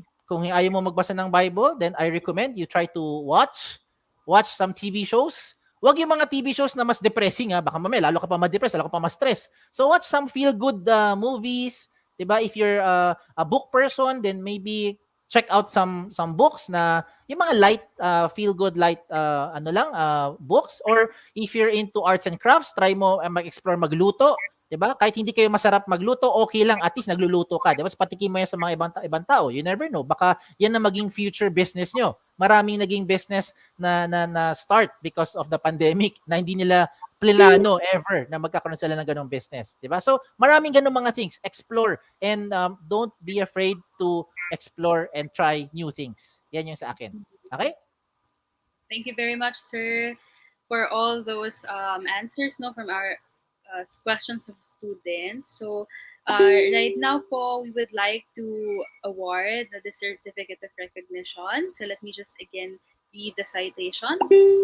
Certificate of recognition is hereby given to Mr. Kim Chua for being the resource speaker in the GCCSO webinar, Virtual Career Talk UE Graduates Onward to Hybrid New Normal, resume link given this 24th day of November 2021, signed Maria Leonila Villarreal, PhD, RGC, Director, GCCSO. Thank you so much, sir. Thank you, ma'am. Thank you, ma'am. Salamat po. Thank you. Okay, so we will now proceed to the third and last part of our webinar. So without further ado, let me call again Miss Anne to introduce our speaker. Thank you again, Ms. AC. Our last but definitely not the least speaker has worked for the learning industry for 14 years, with extensive experience with leading and supporting startup teams, where technology played a crucial part. She has led teams through digital transformation when Ameriprise Bank built operations in Manila in 2009, and when the Financial Times built a new app in 2012. Throughout her career, Ms. Liz has actively tapped on new technology from a global perspective to give her an edge professionally. Now at Bertiv, Ms. Liz is bringing the virtual learning experience come alive, championing the use of online platforms such as LinkedIn Learning, LMS tools, and more. Currently, she is harnessing the use of digital co creation spaces to manage talent programs and work collaboratively across countries in Southeast Asia, ANZ, and soon in India. Without further ado, to share her expertise about shifting to digital careers, ladies and gentlemen, let us give a virtual applause to Miss Larissa Liz Bunin. Hello, and good afternoon to everybody. It's nice to be here. Thank you so much for inviting me. Yes, Good so afternoon, Miss Liz. good afternoon, and to all our participants for this webinar session. So I just wanted to kick it off, I'd say, by saying that when I got invited to this speaker engagement, I thought about digitization a lot. And about how it's moving everything so fast that some of us may just be coping with it. But one thing is for sure, so we can't stop it. So the question is, how do we thrive in it? So I will definitely help you out with thinking about all of these later on. But I want to tell you a story before I proceed with my slides. So in 2012, I was working for a publishing company. We sell newspapers. So you can see how that is very much the opposite of digitalization, right? Because it's a physical newspaper. right? So it was hard. Print advertising revenue, it's starting to decline. So we thought that the company started building an app. It has to adapt to the times. So the development team was in charge of that. We trained them, and then we also see them embrace the differences, and how they can make it work. Paano nila i-make sure na i-embrace ng tao yung from reading yung papel na newspaper, how do they adapt that in such a way that they get a similar feel for when they use the app. So this team that I'm telling you about, they adapted by learning new ways to make functionalities work, and they did not resist the change. So they designed this really beautiful app that won awards the year that it was launched. And by the end of the same year, they lost their jobs, unfortunately. And then, it was good that they embraced the newness of building an app. So immediately after leaving the firm, we saw them get jobs at top-notch companies. So at that time, Google Maps, Messenger app, they were just launched. So you see, they were ready with the skills the market needed kasi yun din yung ginawa nila. So I just wanted to share that story so that you can get a sense of what digitalization is really doing in the industry. It was peanuts for them to lose a job at the publishing firm, because they were really thriving. So I'll go ahead and start sharing my screen now. Okay, just do that. Okay, sorry, let me just try that again. There you go. Okay, so shifting to a digital career, it's a big choice, right? Making sure that you are harnessing the power of technology, having it next to you. It can really make or break your chances in the career fields that you'd like to be part of. And like that story that I was telling you about, at that time, they were at the right timing kasi yun yung time na ginagawa pa lang yung mga ibang apps. And there has been a boom in the app industry at that point. So they really had the skills that's necessary for everyone else to thrive in that part of the industry at that point. So what I'm going to talk to you today are some really practical tips and things that you can do to help you thrive in a digitized world. So we have Kim earlier who shared a few tips about finding jobs. I have a lot of similar. I was agreeing a lot with what he said, and so I'll paint the picture of what it looks like right now in terms of how it's digitizing. All right, of how the world is digitizing, and help you out with picturing what that looks like, so you have an idea. So we see the World Economic Forum reporting current estimates of global job losses due to digitalization ranging from 2 million to 2 billion by 2030. That's a big number, right? However, while we see some people losing jobs because of digitalization, we also see new opportunities arise. So on the flip side, it's also creating jobs. So we see 6 million jobs created between 2016 to 2025 in logistics and electricity industries. So you can say that these are like sunrise industries, you can call them, because they are in line with where the world is heading, kumbaga. So between these two statistics, you can see how the landscape is shifting. So we lose manual jobs, we build digital jobs. So that's always been the case. So there will always be a job out there for you. And the challenge is to make sure that you cope with it. So the type of industry you build your career in, the type of industry you start with, it matters, right? For me personally, this was a big decision for me as a joining factor or a factor that I had in joining Vertiv. The electricity industry is gaining fast, and Vertiv is a part of it. So it makes sense to lead myself towards this company. All right. So in October 2021, very recent though, so I read this as well. So the World Economic Forum also ran a survey of some like 85,000 people, businessmen from ASEAN countries, to see how the pandemic has impacted working life and life in general. So the survey found a lot of things, and one of them is that respondents who reported greater levels of digitalization of their work and life and business, they reported an increase of 28% in income, right?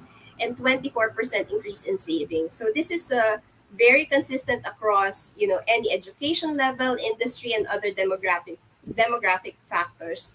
So that's how much urgency there is to digitize. So I hope you're really excited to learn more about this because it can really build your career and your future. So earlier, I heard Kim talking about skills that you'd like to develop. You need to develop in order for you to stand out, right? But there are so many skills that you'd like to develop, but so little time. In this fast-paced environment, the key really is take a deep breath, strategize, and plan your attack. Baga. So to digitize your career, my recommendation is to focus on three areas. So the first one is grow your professional network and invest in self-learning. So medyo na mention na rin kanina ni Kim to. So you have,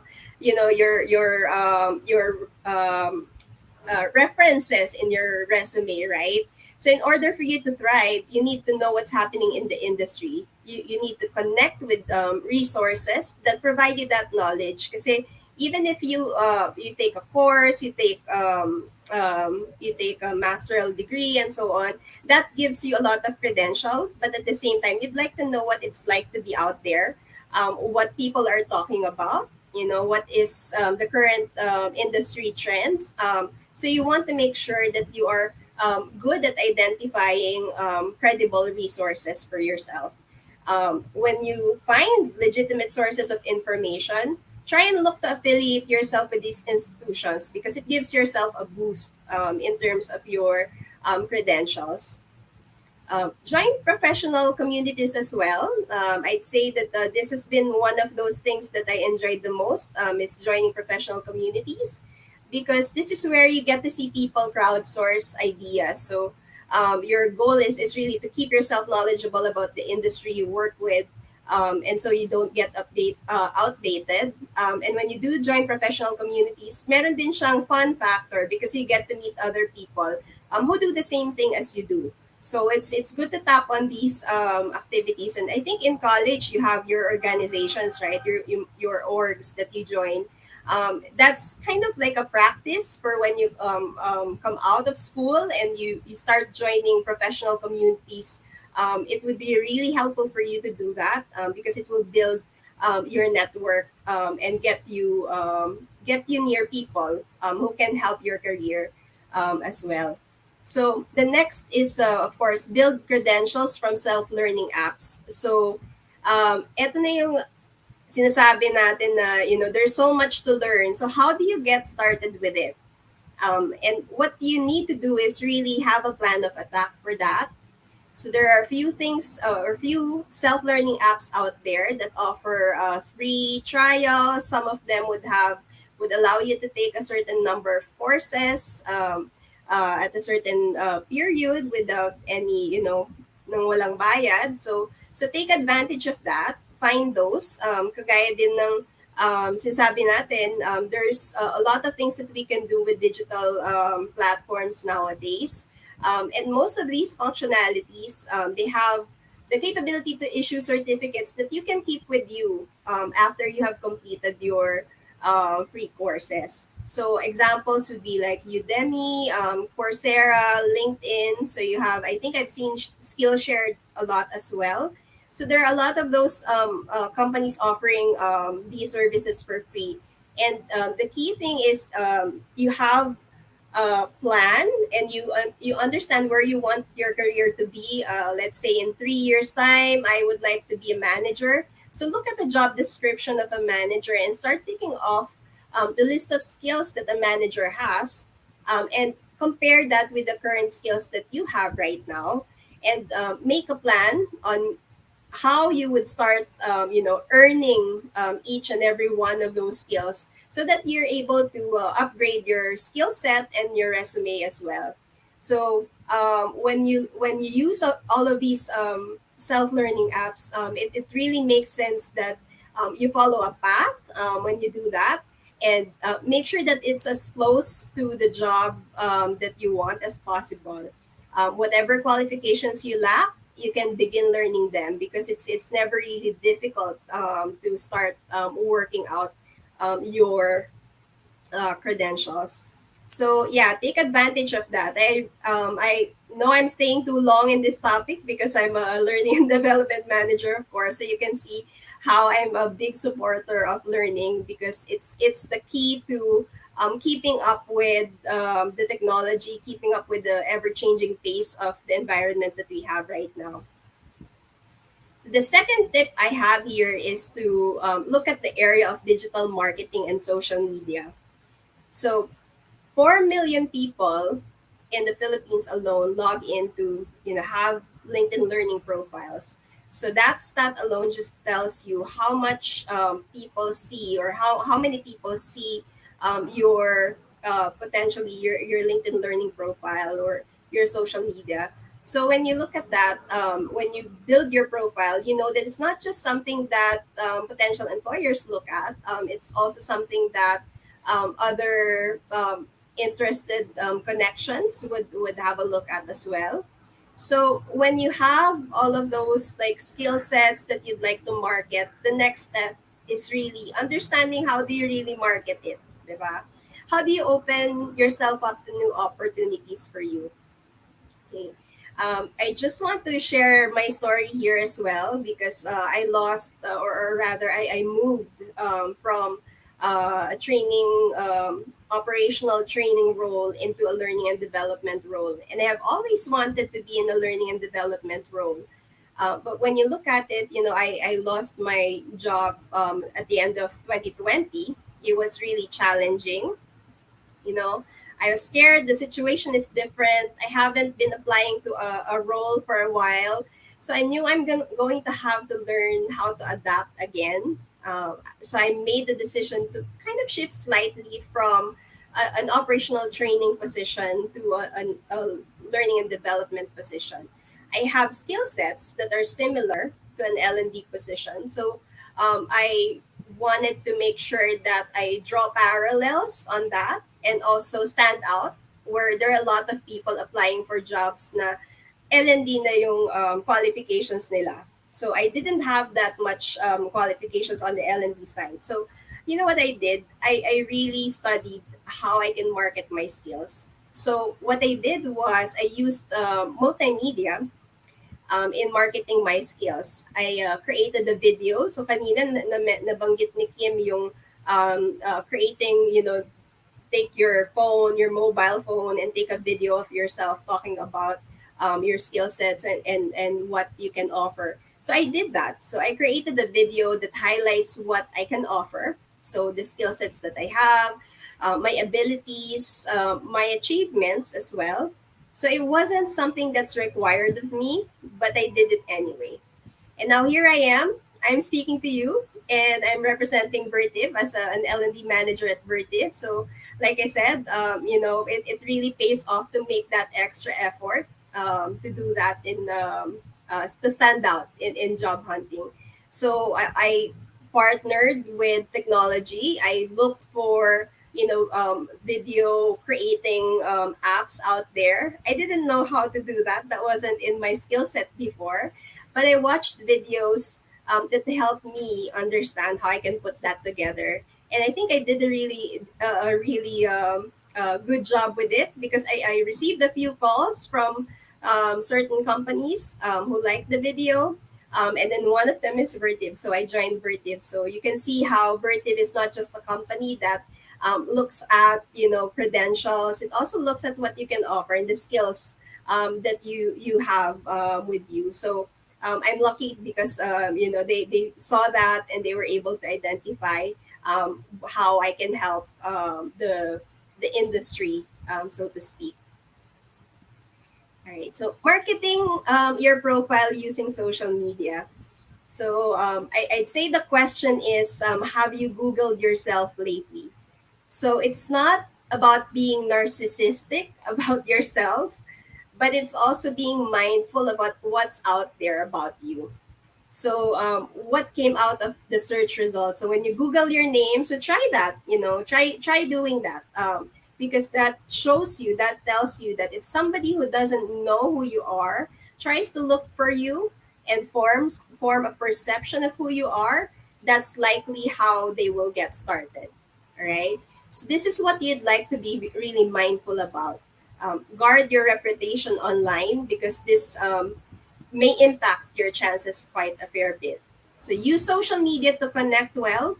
Like I said earlier, join industry relevant groups, actively participate in industry discussions, events like this that help you understand how you can position yourself better. Be involved in that. But be mindful of what you're putting out there and what's visible. There are ways that you can ask certain sites to remove, like let's say you posted something a while back that you don't want anybody to see anymore.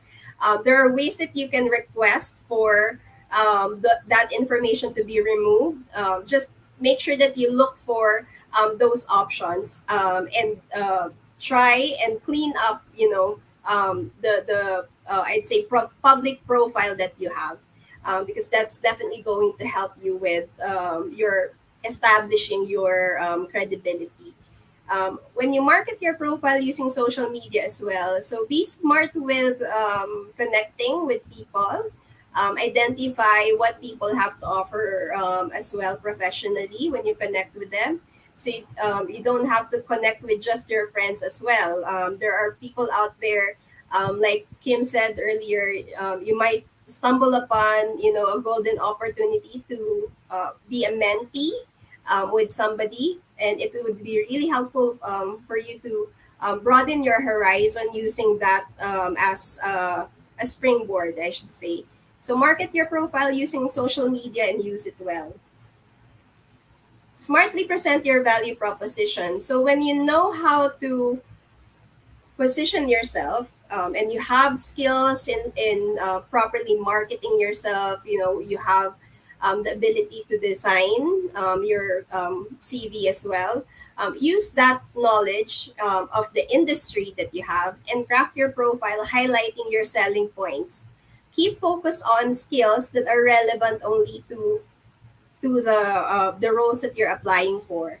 So you want to be able to simplify the package that you're putting out there. So how do you want talent acquisition teams, HR teams to see you, and what you can offer? So your resume should have what is needed, and it has to be modernized. So I like the idea of using platforms such as Jobs 180 to do that, because that means that you get a focused way of filling in information that matters when talent acquisition personnel look for you on these platforms. Also, it's good to be focusing on digital skills and showcase your unique abilities as well when you put this together. So when you say digital skills, it's not just about talking about your computing skills. As you can see, I've mentioned here that there are other things that you can do, such as self-learning, digital marketing, social media. If you Google digital skills, there's a whole list of them. There's a lot of them that you would need to be familiar with.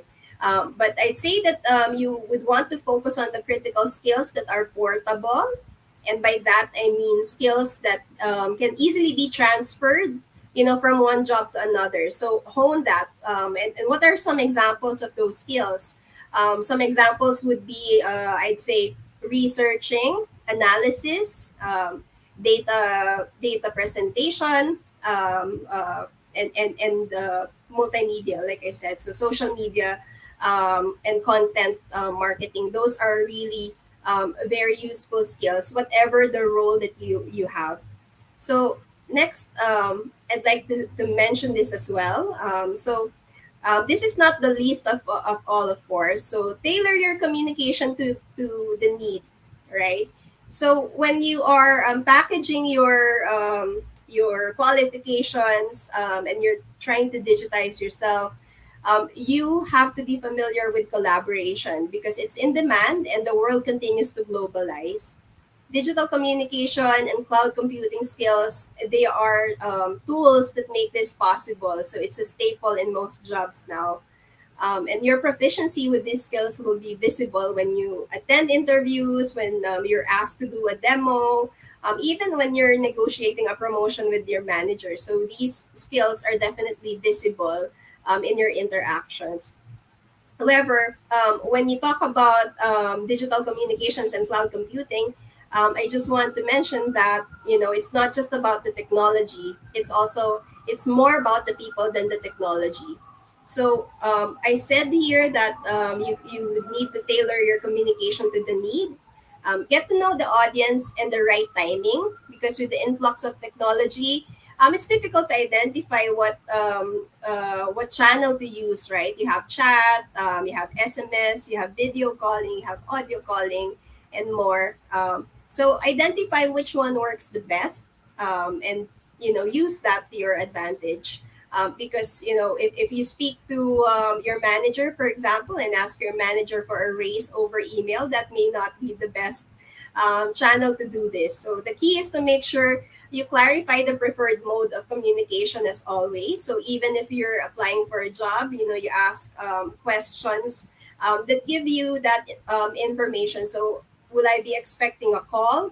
Will the call be a video call for this interview? And so on, so that you also prepare yourself for what's to come, right? This one is my favorite. So as we move to a more digitized world and we look for more digital careers out there, there's also so much technology to use. So now the common mistake is to attempt to use them all, but you can't, right? You only have so much time with you. So when you're looking for a job, you have to build a system around it. So don't start looking for a job without a system to it because when you start getting calls, you don't want an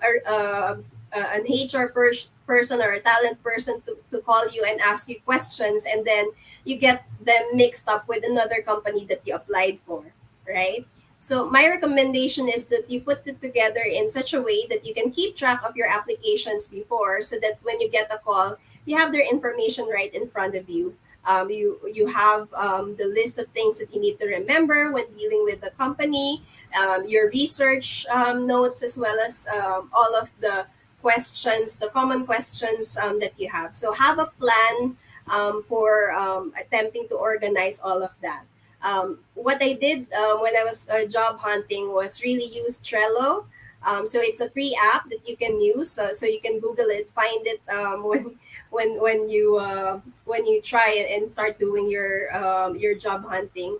And use that to list down, the qualifications that you have, the things that you need to know about the company, so that when they call you, you just bring out your mobile phone and then you can see what the company profile is, and you have all the links on there. So have a system in place to do that, so that you don't get caught off guard when you also have quite a fair bit of applications going on. Last is maximize collaborative tools. So a lot of our technology right now is cloud based. So build your knowledge on that, even the security system of it, because it's going to be the same everywhere. So every time you move to a different job, you have to get used to a new suite of collaborative tools, because that's really where things are going now. Technology gives us a lot of efficiency. It makes us do more, but remember that the effectiveness of technology, it still relies on human skills. So collaboration is a very useful skill to have, because it builds relationships. So those relationships, if you know how to use and leverage on cloud-based services will allow you to communicate freely across different levels of the organization. And it can also turn into, trust, and then trust turns into good relationships turn into recommendations, and recommendations can help you boost your career someday. So I've always worked for a global company actually, and all my life it's amazing how from anywhere you can make business decisions with someone else from the other side of the world. So really do make a point of maximizing and learning collaborative tools because it will make your life so much easier. Okay, I hope we're still good. So these three areas are really good areas to focus on if you'd like to digitize your career. And I know we'd like to talk. We talked on so many tips already on improving your personal value proposition. And now I'd like to share a little bit more about how we're doing this at Vertiv. So at Vertiv, we have this value proposition, or this, you can see this, how we make a career out of our time here at Vertiv. So we have a few elements here that I'd like to share with you. So for us, a good career within the company um, includes meaningful and fulfilling work. So where this is where you take pride in being part of a relevant and growing business in data and technology, and we are definitely that. If you go to our website, you will see that we call ourselves architects of continuity because we keep the world running with the systems that we put together. So work that keeps the digital world alive is what we're a part of. So it's a very exciting industry to be in, and so we do offer a lot of meaningful possibilities career wise, as well as opportunities for you to feel fulfilled in your work. But that's not, that's not easy, of course, because we need the help of our inspiring and caring leaders in order to do that. So we have this concept of inspiring and caring leaders because we'd like a community, a culture where there's a trust, there's empowerment, and we're very people focused. So we want it to be more than an office. So this is what we're really aiming to do. And beyond work, we'd like employees to recharge their potential through engaging work-life effectiveness programs. So we do have a lot of activities outside of work, wellness initiatives. Even raffle. I know it's really it's a very Filipino thing, and it's something that keeps us engaged. So we have a lot of those events. So you can see it's making me smile just thinking about it. And as a global talent center, we offer also international exposure with multiple career opportunities. So the company is a very vast, I'd say, vast area. It covers a wide range of different roles. And so we want to make sure that we have all of these in place in order to grow the career of people who join us at Vertiv. So all of these, of course, are easier said than done. Okay, sorry, let me just come back to that. So all of these are, of course, easier said than done. But this works because we're a company that fully embraces digitization, and also recognize the need to partner with technology. So there are a lot of ways that we can do this. We just come back to technology again. So, all right. So we're back on. So like I said, so all of those things, 'di ba? Ang gaganda niya. It's really good to hear. It's like a really good set of I'd say concepts to work with and to work for. But it's not something that we just put together and then tapos na siya. So we recognize that we live in a VUCA environment. So I'm introducing you to the concept of VUCA. So Google it later as well if you'd like. VUCA is just really I'd say a very apt description of the world right now because of all of these things that are happening. So it's very change centric. But there are a lot of things that, or a lot of steps that we're doing to keep up with it as a company. So we have digital and hybrid learning. So we've enabled learning platforms for our employees to provide that on-demand learning. So kapag may free time sila, that's how they can maximize their potential. Accessibility of tools. So a lot of our tools are available on mobile as well. So hindi magiging challenge for us to communicate. And we all know how to connect with each other. We have a global and local community. So we have activities both within the Philippines, within Southeast Asia, and globally. And so we flexibly work around different time zones in order to make the most of that. We just recently looked at an innovation focused system. So we have this system of principles that focus on the culture, customer, and continuous improvement. So that keeps us on our toes, thinking about how we different ways that we can improve our day to day life. And we're very much a part of that as employees. As you can see, we have regular employee surveys. We don't miss out on getting the pulse of employees. So we do this regularly.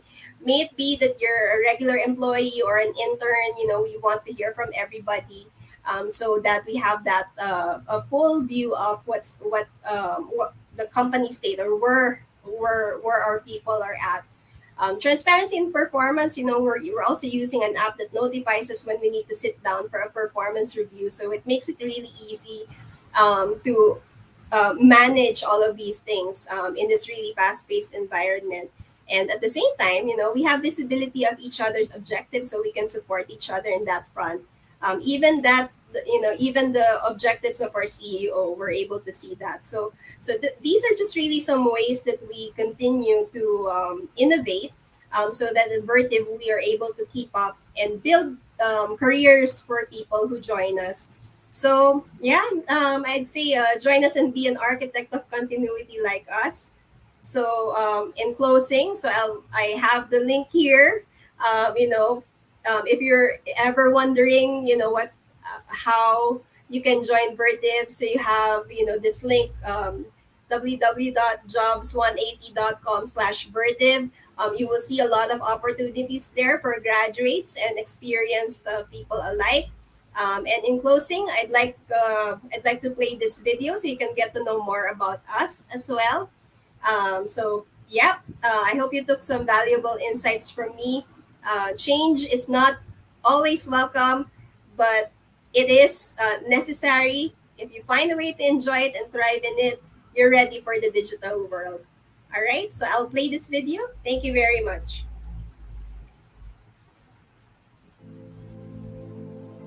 It's amazing what humans have accomplished. Cars that think, machines that learn, healthcare that predicts. The progress of tomorrow has yet to be imagined, but it will rely on data. It will rely on Vertiv. Vertiv ensures data gets where it needs to be uninterrupted. Critical power is always running. Servers perform at optimal temperatures. Infrastructures grow safely and responsibly. Applications run without glitches, and life leaps forward again.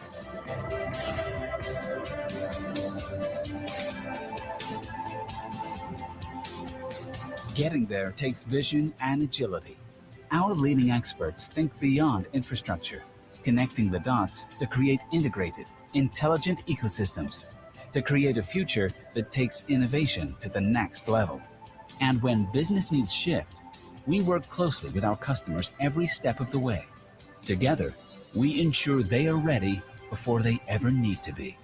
Vertiv provides continuity in our digital world, so we remain unbound, liberated, free to create the next big thing. Vertiv, architects of continuity.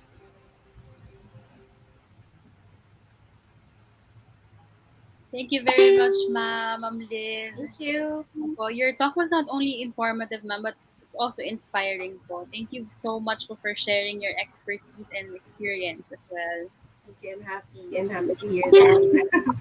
Okay po. Um, so for our students, do not forget to also visit yung link given by Miss Liz. That's jobs150.com/Vertiv, so that you can check out other career opportunities. So I think, ma'am, we're ready to welcome some questions. Yes, sure, Okay. sure. So the first question here po is, what could be the most effective way to have a job in this time of pandemic? Oh, this is a really good question. So the most effective way to have a job is to really put your heart in it, I should say. And like I said earlier, maganda na lagyan nyo siya ng strategy. So the best way that you can do that is to picture it happening to you. Like what kind of role, what kind of job do you want to be in? And pick a time frame as well. Can it be like a year, 2 years? Find a job description for that role, and then like analyze how different your credentials are against that role, and then start building from there. So I would say the same thing as sinabi ni Kim kanina. You don't have to have all of the qualifications because there are companies out there who are willing to look to take you in with the minimum skill set that you offer.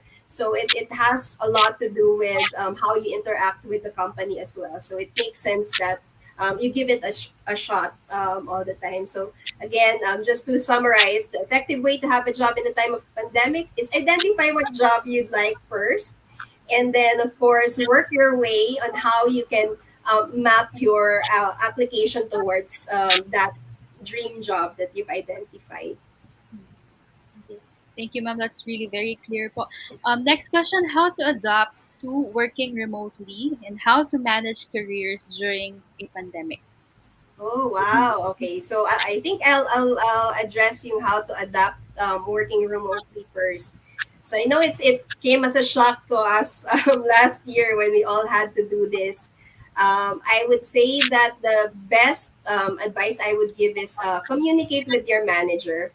You know, make sure to nurture an open relationship, open communication with your manager, because they can move mountains for you. They can do things, and they can allow certain things to make it easier. So I'd say to adapt to a remote job, you also need to get the right setup, at home, find a spot na hindi ka masyadong may istorbo, and where you can bring your full energy while you're working. So do that as well. I'd say the other thing I'd like to say, to comment on this, is self-discipline. Okay? Pwede kasing, when you're working remotely, nakikita mo lang yung laptop mo dyan, and you would always gravitate towards completing tasks na mga gusto mong gawin. I think most of, like, even my friends, when I speak to them, they're tired about, the things that they're doing at home, and it's something that's common for us. But a core I'd say tip there is to make sure that you practice self-discipline. Kasi when you do, you know when to shut off, and get yourself some space, and that way you can be a lot more productive whenever it's time for you to come back to work again, even if it's in the same house. So, yon, how to adapt to working remotely, I think I've answered that. In terms of how to manage careers during a pandemic, so nabanggit ko kanina that I switched from an operational training role into an L&D role. It's very different because, when you're operational, you focus on one group or line of business. But when you move to L&D, you're in a more central position. So for you to be able to manage the career, your career that way, if you'd like to switch, or if you'd like to move up, if you'd like a change in your career, I'd say the best way is to first have an understanding of where you are, like mentally speaking, kaya mo bang mag-aral pa, and understand ano pa yung mga pwede mong matutunan for that. Because when you want to manage your career, you want to move up, you want a promotion, you want to switch, that always entails change, and change requires learning. So try to identify where you're at with that, how comfortable you're at with that, and then make a decision for that change. So I hope I answered the question. When you say manage careers, kasi it can mean a lot of things, but that's how I interpreted the question as well. Mm, thank you, ma'am. Now, what are the advantages of shifting to a digital career? Madami. When you shift to a digital career, there are more opportunities for you. So Kanina ay nabanggit ko yung shift, 'di ba? You can see like how many jobs are being created in the digital world. So as we are losing jobs doon sa manual side of the or manual industries, we are seeing gains naman sa digital world. So when you shift the digital career, you're future proofing yourself. You're not being left behind. You're not you're making sure that you always have opportunities for yourself, and at the same time, when you have a digital career, it's a lot less stressful for you because you're not afraid na mawawalan ka ng work because of the digitization, because you're already there. So I'd say those are the key advantages na masasabi ko about shifting to a digital career. Mhm. Thank you for that question. Okay. I think we can do one last one. How do you cope up with the distractions in working from home? Okay. Yan. Okay. So it takes adjustment. But the first one is communication. So you have to talk to your housemates, di ba? So you let your housemates know, dito ako mag-work. And then when, I have calls, you set expectations with them para, you have boundaries that are healthy, and that you can work with. And find a dedicated space and schedule for things, so that it's not really challenging for you to catch up with all of those things, and you can manage the distractions a little bit. And again, kagaya ng sinabi ko, it's a really key communication, and make sure you have a space that works out for you na hindi ka nai-stress. Mm, that's really true po and very important yung kahit may maliit na space ka for yourself, no, for your work. Hindi naman, it doesn't have to be grand na talagang mukhang Yeah. corporate life. But really, Yes. having that space really makes a difference po. Yes, because it has a lot of impact sa health mo. If you don't have, wala kang patungan ng ng computer mo. Imagine working 8 hours without a proper setup, then really challenging yun for you. But you have to make whatever you have work for you. So try and see if siguro experiment a little bit with the setup. Pero key talaga yung make sure to communicate with people at your home so they can cooperate when you have a really important meeting, and you need some quiet, all of those things. I know it's easier said than done, syempre hindi, because it's people, but at least have that communication with them so it's not too challenging for you. Thank you, Ma'am Liz. It has been Sure. very much informative and fun as well as we listen to you. And right now, po, to show our appreciation and gratitude, we also want you to give this certificate of recognition. Let me just read the citation. So, this certificate of recognition is hereby given to Ms. Larissa Bonini for being the resource speaker in the GCCSO webinar Virtual Career Talk, UE Graduates Onward to Hybrid New Normal, Shifting to Digital Careers, given this 24th day of November 2021. Signed, Maria Leonila Villarrea, PhD, RGC, Director, GCCSO. Thank you very much, ma'am.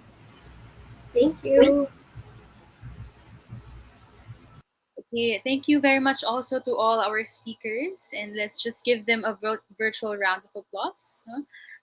Now, as another means of assisting you in your preparation for career readiness, the GCCSO also prepared some other career activities for you. Like this one flashed on screen, we have the self paced career development and placement program for graduating students through the Google Classroom. Okay, so you may access the class and its materials by signing in your UE email account, going to Google Apps, choosing Google Classroom, and then typing in the code shown in our presentation. So that's UE Graduates Onward to Hybrid New Normal, self-paced career development program for the year 2021.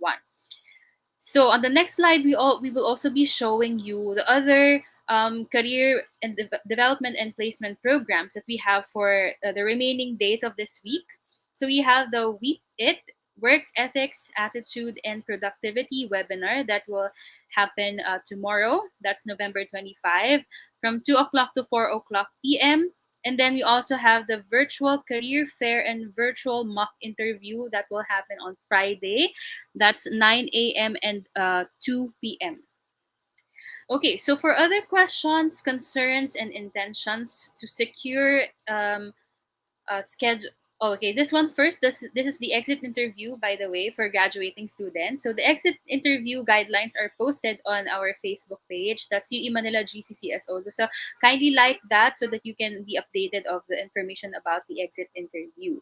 Now, as I was saying a while ago, now for other questions, concerns, and intentions to secure, let's say, a schedule for online counseling or career counseling sessions, please feel free to connect with us by sending a message through our Facebook page. Again, that's UE Manila GCCSO, or through our email, that's guidance@ue.edu.ph. Also, please help us improve our guidance programs and services by answering our online activity evaluation form. So the link will also be posted on our Facebook page, no, and you can also scan the QR code flashed on screen. Those who will be submitting their activity evaluation form will receive their e-certificates to their respective UE email address within the week. Okay, so as our program comes to a close, we would like to thank also our participants in our Facebook and YouTube Live for staying with us. We hope that you enjoyed and learned a lot from our activity as much as we enjoyed preparing this for you. So before we end, let us all pay tribute to our beloved university by singing our UE hymn.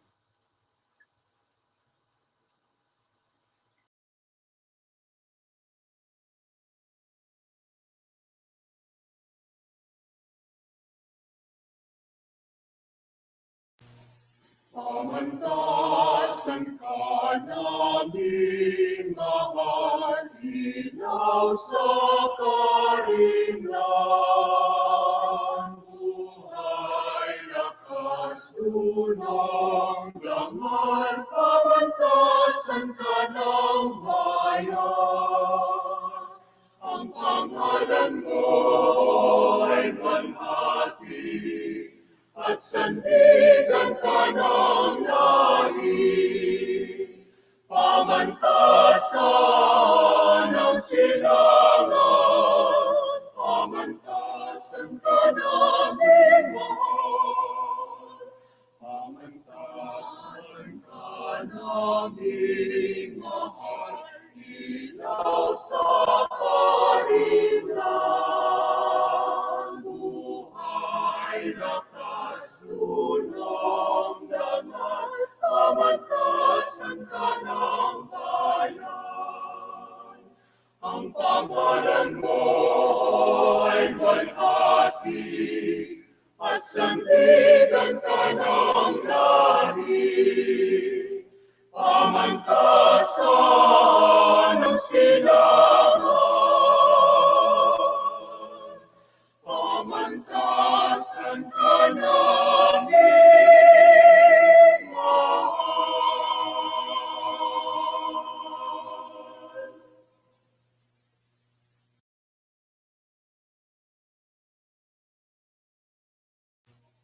Pamantasan